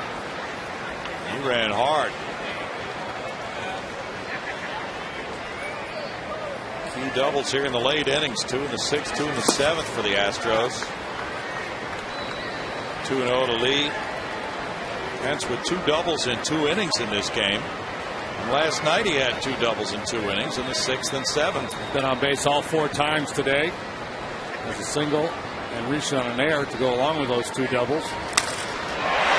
Carlos watches it center to left field. But it's caught. Travitan gets it back, but Hunter Pence will get to third base ahead of that throw. It's a long first out. Another fly ball that advances a runner. That's the second time in a row he's done that with Hunter.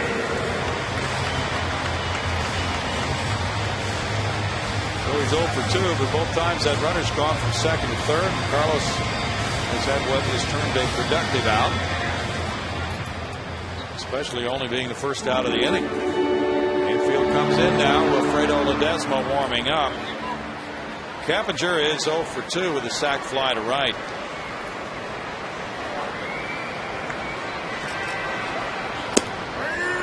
Strike on the McCutcheon slider.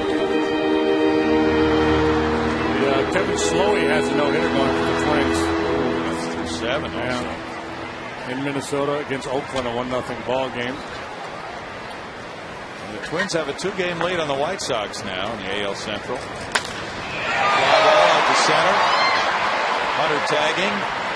Catch by McCutcheon. 7-2 Astros. Sacrifice fly. Cappinger, his second in a row, giving him 46 runs batted in.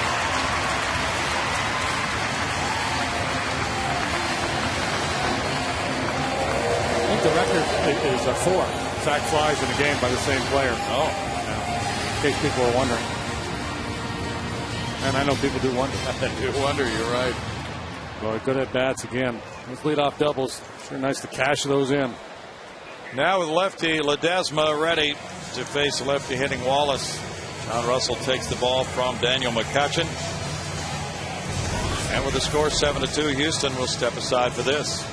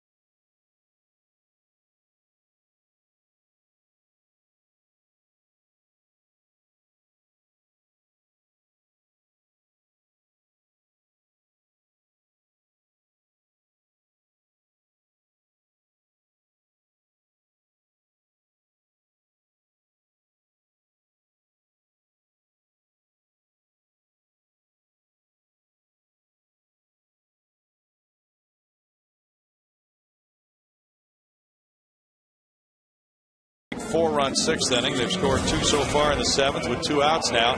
And pitcher number 4 comes in, lefty Will Ledesma. Daniel McCutcheon in 2/3 of an inning allowed 2 hits, 2 runs with no walks, no strikeouts. Ledesma, hard-throwing left-hander. Just a few appearances at the big league level this year. 9 times he's gone to the mound for the Pirates. 7 innings of work. He's allowed 9 runs. He's had a couple really bad outings. Worked 2/3 of an inning here, scoreless on Friday night. But you see the numbers he's compiled so far this year. Made more than 160 Major League appearances. Listed at 6'4". And his career in the Boston organization. Brett Wallace is 0 for 2. He was hit by a pitch and scored a run in the 6th inning rally. And Wallace actually hit left-handers better than right-handers at AAA this year. Strike one to him.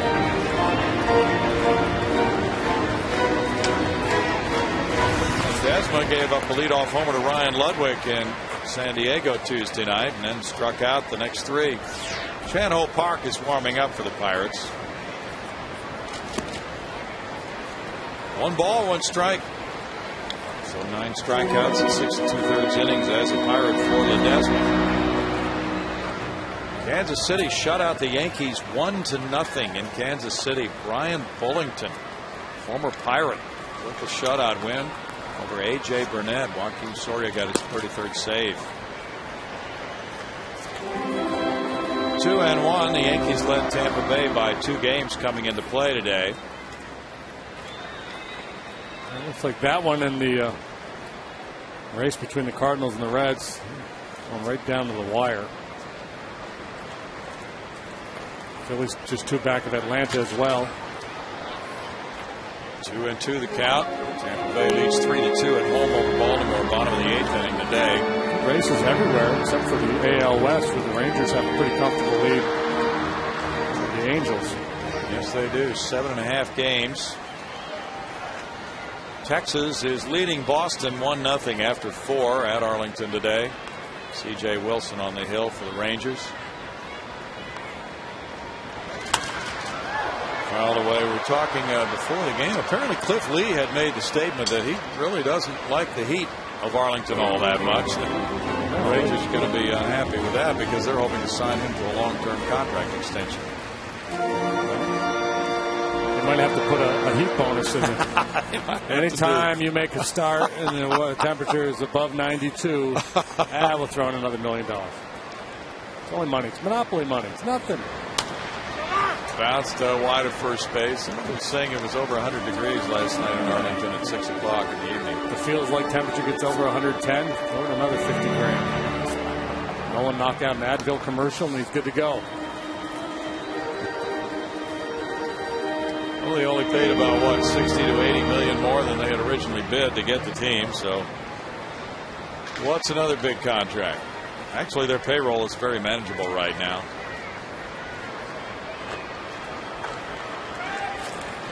They got Vladimir Guerrero for about $5 million this year.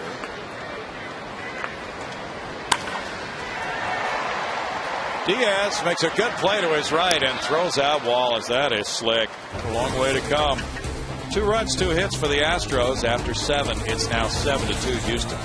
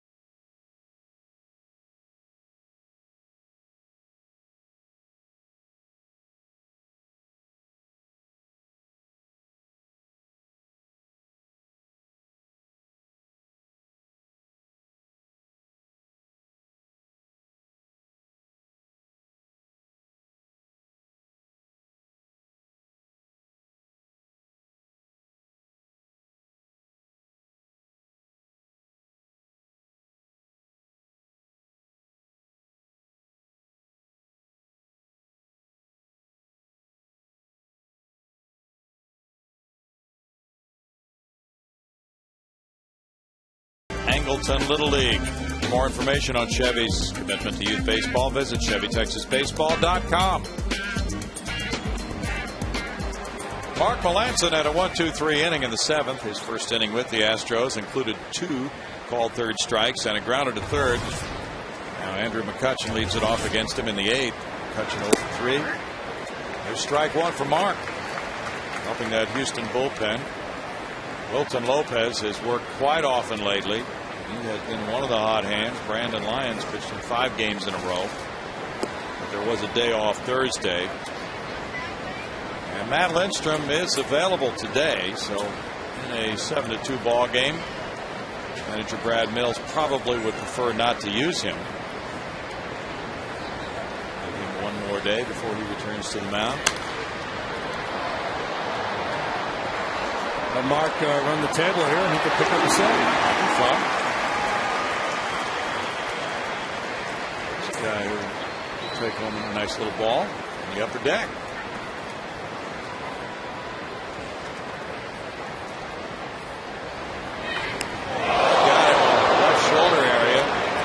McCutchen hit by the pitch from Melanson. A tougher hitter there when you're trying to hang in there against that good curveball, and he throws that riding fastball moving up and in on you. McCutchen got hit in the back of the neck not too long ago, so anytime it's up high like that, it's a little frightening. Brad Mills is going to go to the pen. Upper left bicep area, it appeared for McCutchen. That's it for Melanson. 1 inning plus for Mark. Astros lead it 7-2. They're going to the pen with Tim Burdack coming in. We'll be right back.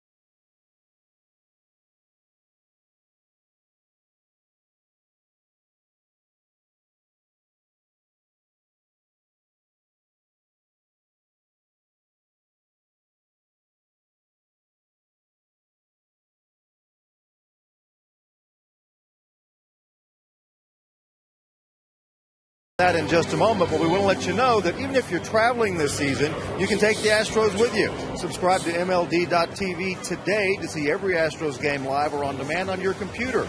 Pair MLB.com's @Bat 2010 with your MLB.tv subscription and watch games live or on demand on the iPhone, iPod, Touch, or iPad. Go to Astros.com for all the details. Brownie? Thank you, Bart. Tim Burdack's in the game. He'll be pitcher number 3 for the Astros, facing Garrett Jones, who's 0-3 with a 2-1 record for Tim, a 4.13 ERA for the most interesting man in the world. Doesn't have the facial hair working anymore, though. No. Jones takes, and it's ball 1. You don't know what we're talking about. They do a knockoff spot on the big screen here at the ballpark. This is the most interesting man in the world. Like the fellow from the Dos Equis commercial. That's when he had the full beard. He carried it off well. Big cut there by Jones. Takes the count to 1 ball, 1 strike. And it's hard to hear sometimes from the booth, but I know part of it says he taught Hunter Pence how to hit just by looking at him. 34,372 the paid attendance on a Sunday.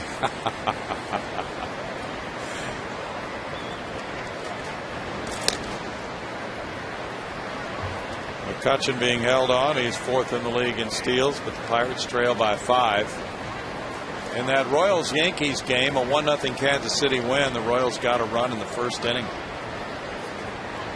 Losing pitcher A.J. Burnett.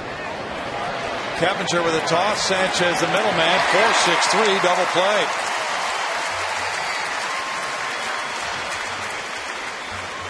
That's a nice double play ball there, but it's got enough pace on it where you can get the out at second base and no pressure whatsoever. Even with the speedy McCutchen, no chance to get in there and create any havoc. Now with 2 outs, it's Tabata. He's 1 for 3 and scored a run. Wilton Lopez warming up for Houston. Lance Berkman is the DH today, going 0 for 2 for the Yankees. Drive to right center field. Caught by Hunter Pence on the run. Has been all over this field today. 7-2 Astros in the 8th.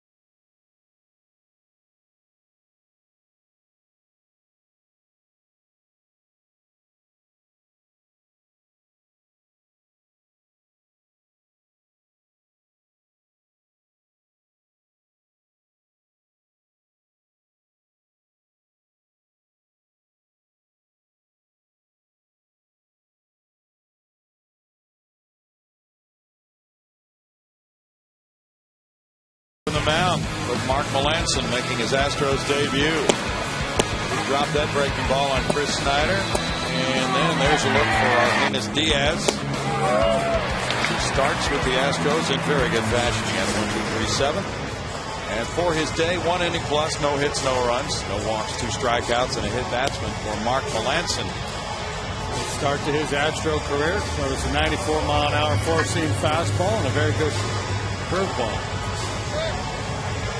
Guy we've seen often through the years with different teams. Chan Ho Park comes out of the bullpen for the Pirates. Orangeburg talking it over with Melanson. Park will be pitcher number 5 for the Buccos today. Yeah, what a survivor Chan Ho has been. My goodness. He was with the Astros AAA club at Round Rock a couple years ago. Had back problems that year, but he's come back strong since then. Well, here's a drive to left field by Chris Johnson. And greetings to Chan Ho Park from CJ with home run number 6. Third hit of the game for Chris Johnson. 34 runs batted in for the talented rookie.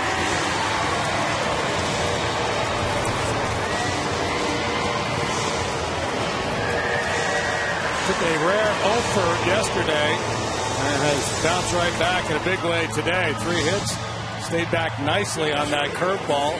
It was as if he were looking for it. 6th home run for Johnson makes it 8-2 Astros. Jumping all over that first pitch from Park. The second pitch is strike 1 to Jason Castro, who's 2 for 3 with an RBI. It's 11 hits for the Astros.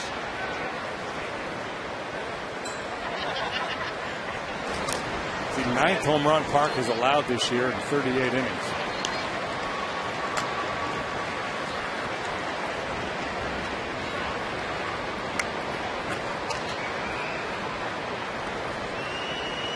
Astros have a homer and 4 doubles in this game among their 11 hits.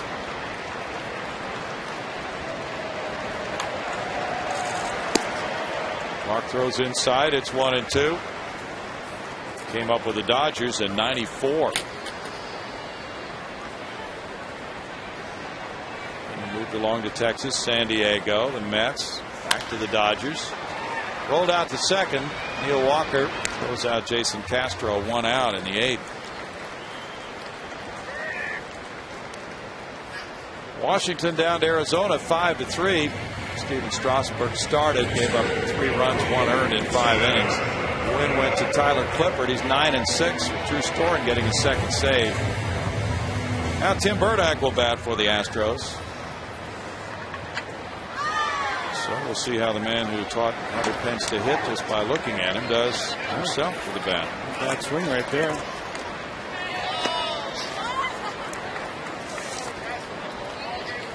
Tim is 0 for 1 this season.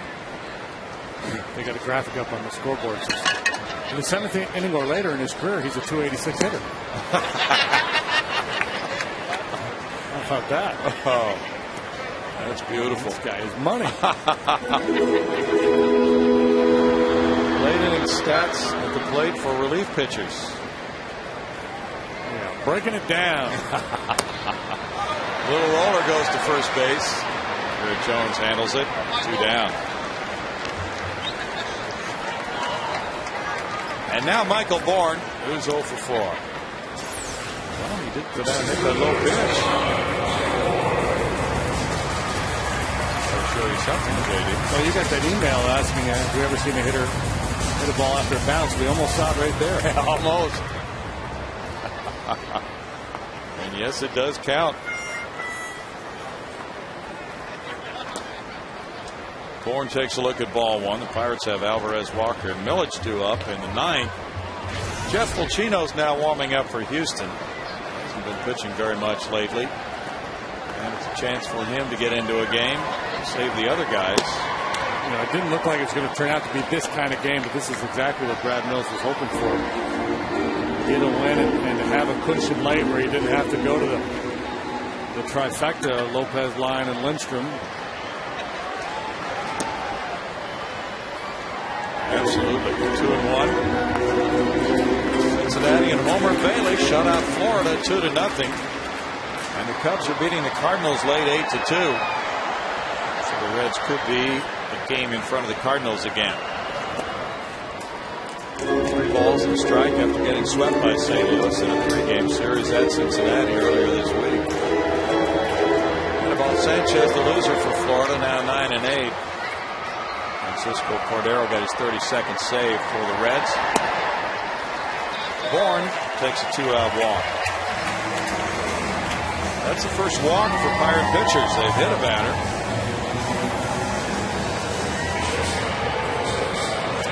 Now Angel Sanchez doubled in the 7th inning and came around to score in the Hunter Pence double. He's 1 for 4.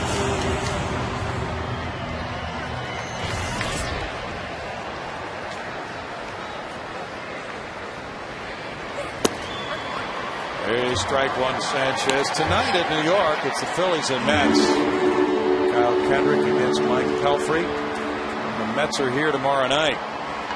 Cleveland 9, Seattle 1. That's a final from Cleveland.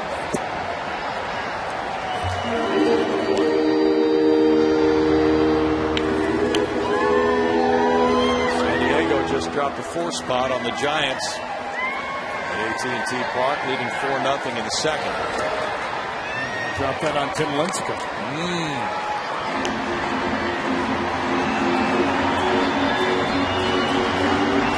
Could be a damaging loss to the Giants. They're 2.5 behind San Diego, but San Diego would have won the series by winning today in San Francisco.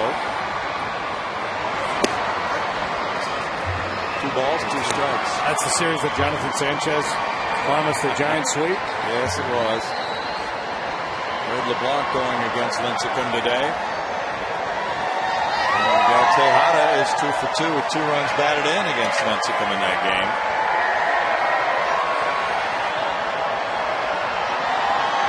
Kevin Slowey lost his no-hitter battle. That's a 42 a game now. Twins over the Athletics. 2 hopper to short. There's the shovel to second for the force play. So Diaz to Walker, forcing Bourne. Ending the 8th inning makes it a Chris Johnson homer and an 8-2 Houston lead.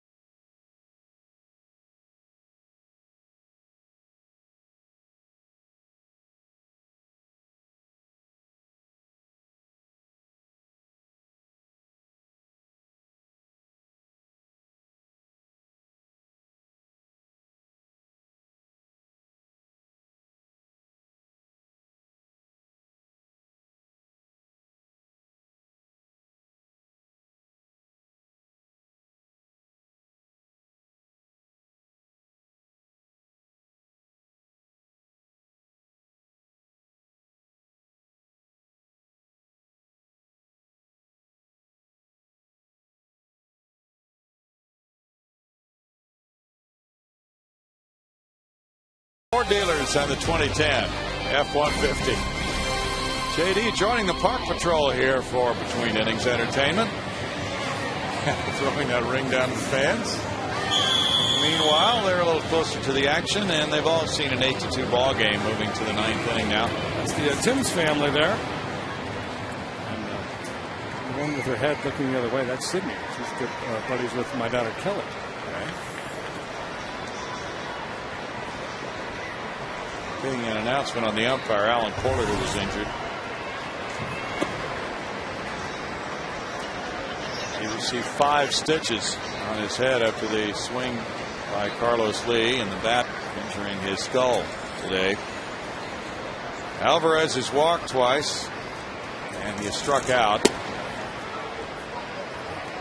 So perhaps it's piecework here for Burdack and maybe Fulcino in the 9th inning. It's 2 balls, no strikes.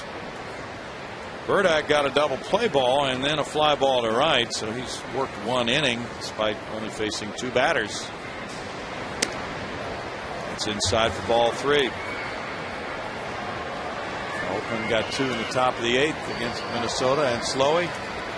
Jim Thome hit a home run for the Twins, his 16th of the year. Colorado got a long ball from Ian Stewart, his 17th. The Rockies lead Milwaukee 4-3 in the 5th. That's a strike, and it's 3-1 to Alvarez. The Rockies are going to need another one of those miracle runs. 6 games back in the wild card, 8.5 off the pace in the NL West. There's the walk to Alvarez, his 3rd of the game. Something about that Rocky club, though, you just don't count them out. No, they've had a history of staging late season comebacks. Run to Rocktober, is that what they call it out there? Something like that. That's right. From the 07 season.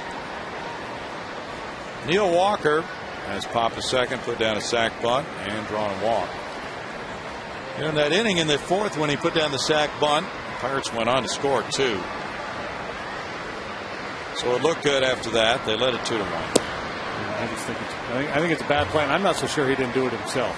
Sometimes the player will think, hey, this is a good idea for me to be a team guy and get a bunt down here. And the manager will be over there scratching and say, well, no, we don't want you to give yourself up. You're the 5th hitter in our lineup. We want you to try to hit the ball out of the ballpark. Right. Well, he smacks one into left field here. Advancing Alvarez to second. 1st and 2nd, nobody out for Milledge now. And Brad Mills will make the move to the bullpen where Jeff Fulcino has been warming up. That's the first hit by a Pirate since the 4th inning. Only number 4 of the game for Pittsburgh. And Burdak usually doesn't stay in too long when he comes in as the lefty specialist. He'll be relieved by Fulcino with the score 8-2. Back in a moment.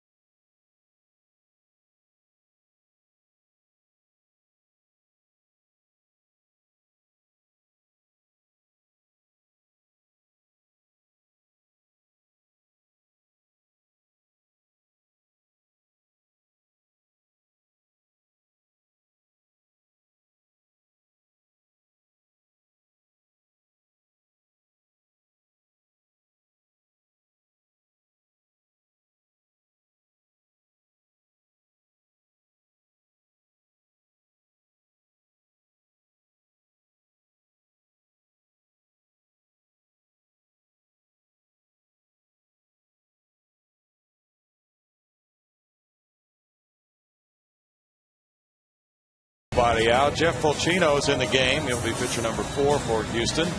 Jeff has only worked once in the last week. He worked Wednesday night in the Atlanta game. Gave up a grand slam to Brian McCann. 32 games. You see his numbers for the season. He's had alarm problems this year and has not had a good year to this point, but still time to turn things around and finish the season on a high note. 2 men on. Lastings Millage is the batter. He has a 1-for-3 day going with an RBI. Ball 1 for Fulcino.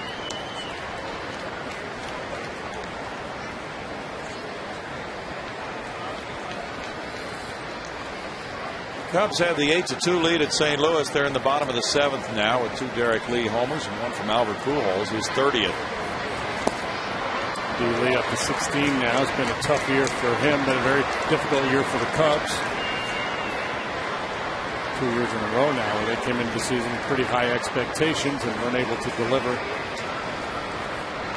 Now Matt Lindstrom is warming up in the Astros bullpen. That's the case. This one in the air, and Michael Bourne is in right center field waiting for it. And the runners do not advance on out number 1. You know, earlier I talked about the record for sac flies in a game. Yeah. Ironically enough, it happened on this date in 1914. Really? A fellow by the name of Jake Dalbert for Brooklyn had 4 sac flies in one game. Now, for a time, that was not a part of the rule book. Sacrifice flies, I believe, just counted as at bats. Now Delwyn Young comes out to the on-deck circle. His nickname was Gentleman Jake. Okay. Figures that he'd be very sacrificial. That's right. Right to Snyder. Good downward tilt there for Fulcino on that pitch. Snyder has a hit and a sac fly himself today. Ryan Dempster went 6 2/3 against the Cardinals for the Cubs, giving up 2 earned runs. 1 ball, 1 strike for Fulcino. Kyle Loesch was tagged for 6 hits and 7 earned runs in his 3 innings as the Cardinals starter today. Just working really hard trying to drive that fastball down and away to the right-handed hitters. Oh, nice. Pitch at 94 in a great spot. 1-2.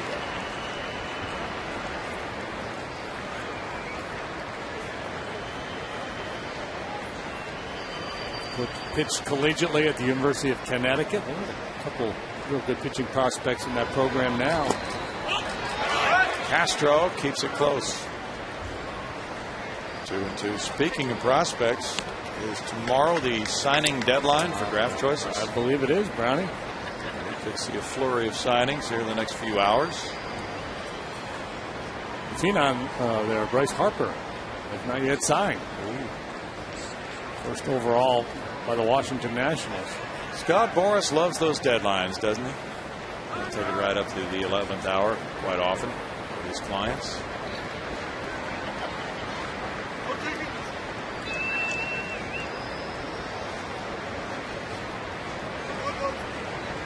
Midnight tomorrow is the deadline. Okay. Swing and a miss, and Snyder's down strikes. 2 outs. This could be a real confidence booster for Fulcino.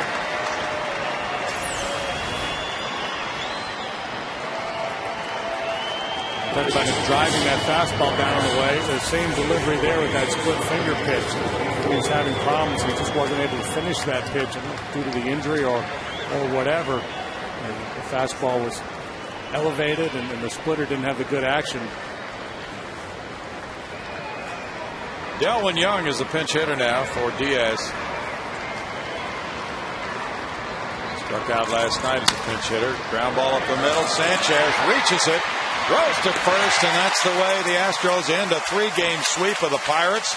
They sweep the season home series 9-0 at Minute Maid Park against Pittsburgh. The Astros are now 64-23 against Pittsburgh in this ballpark. They get a big day from Chris Johnson, 3 hits, including a homer. The Astros peppered the Pirates with 11 hits in the ballgame. Final score, Houston 8, Pittsburgh 2.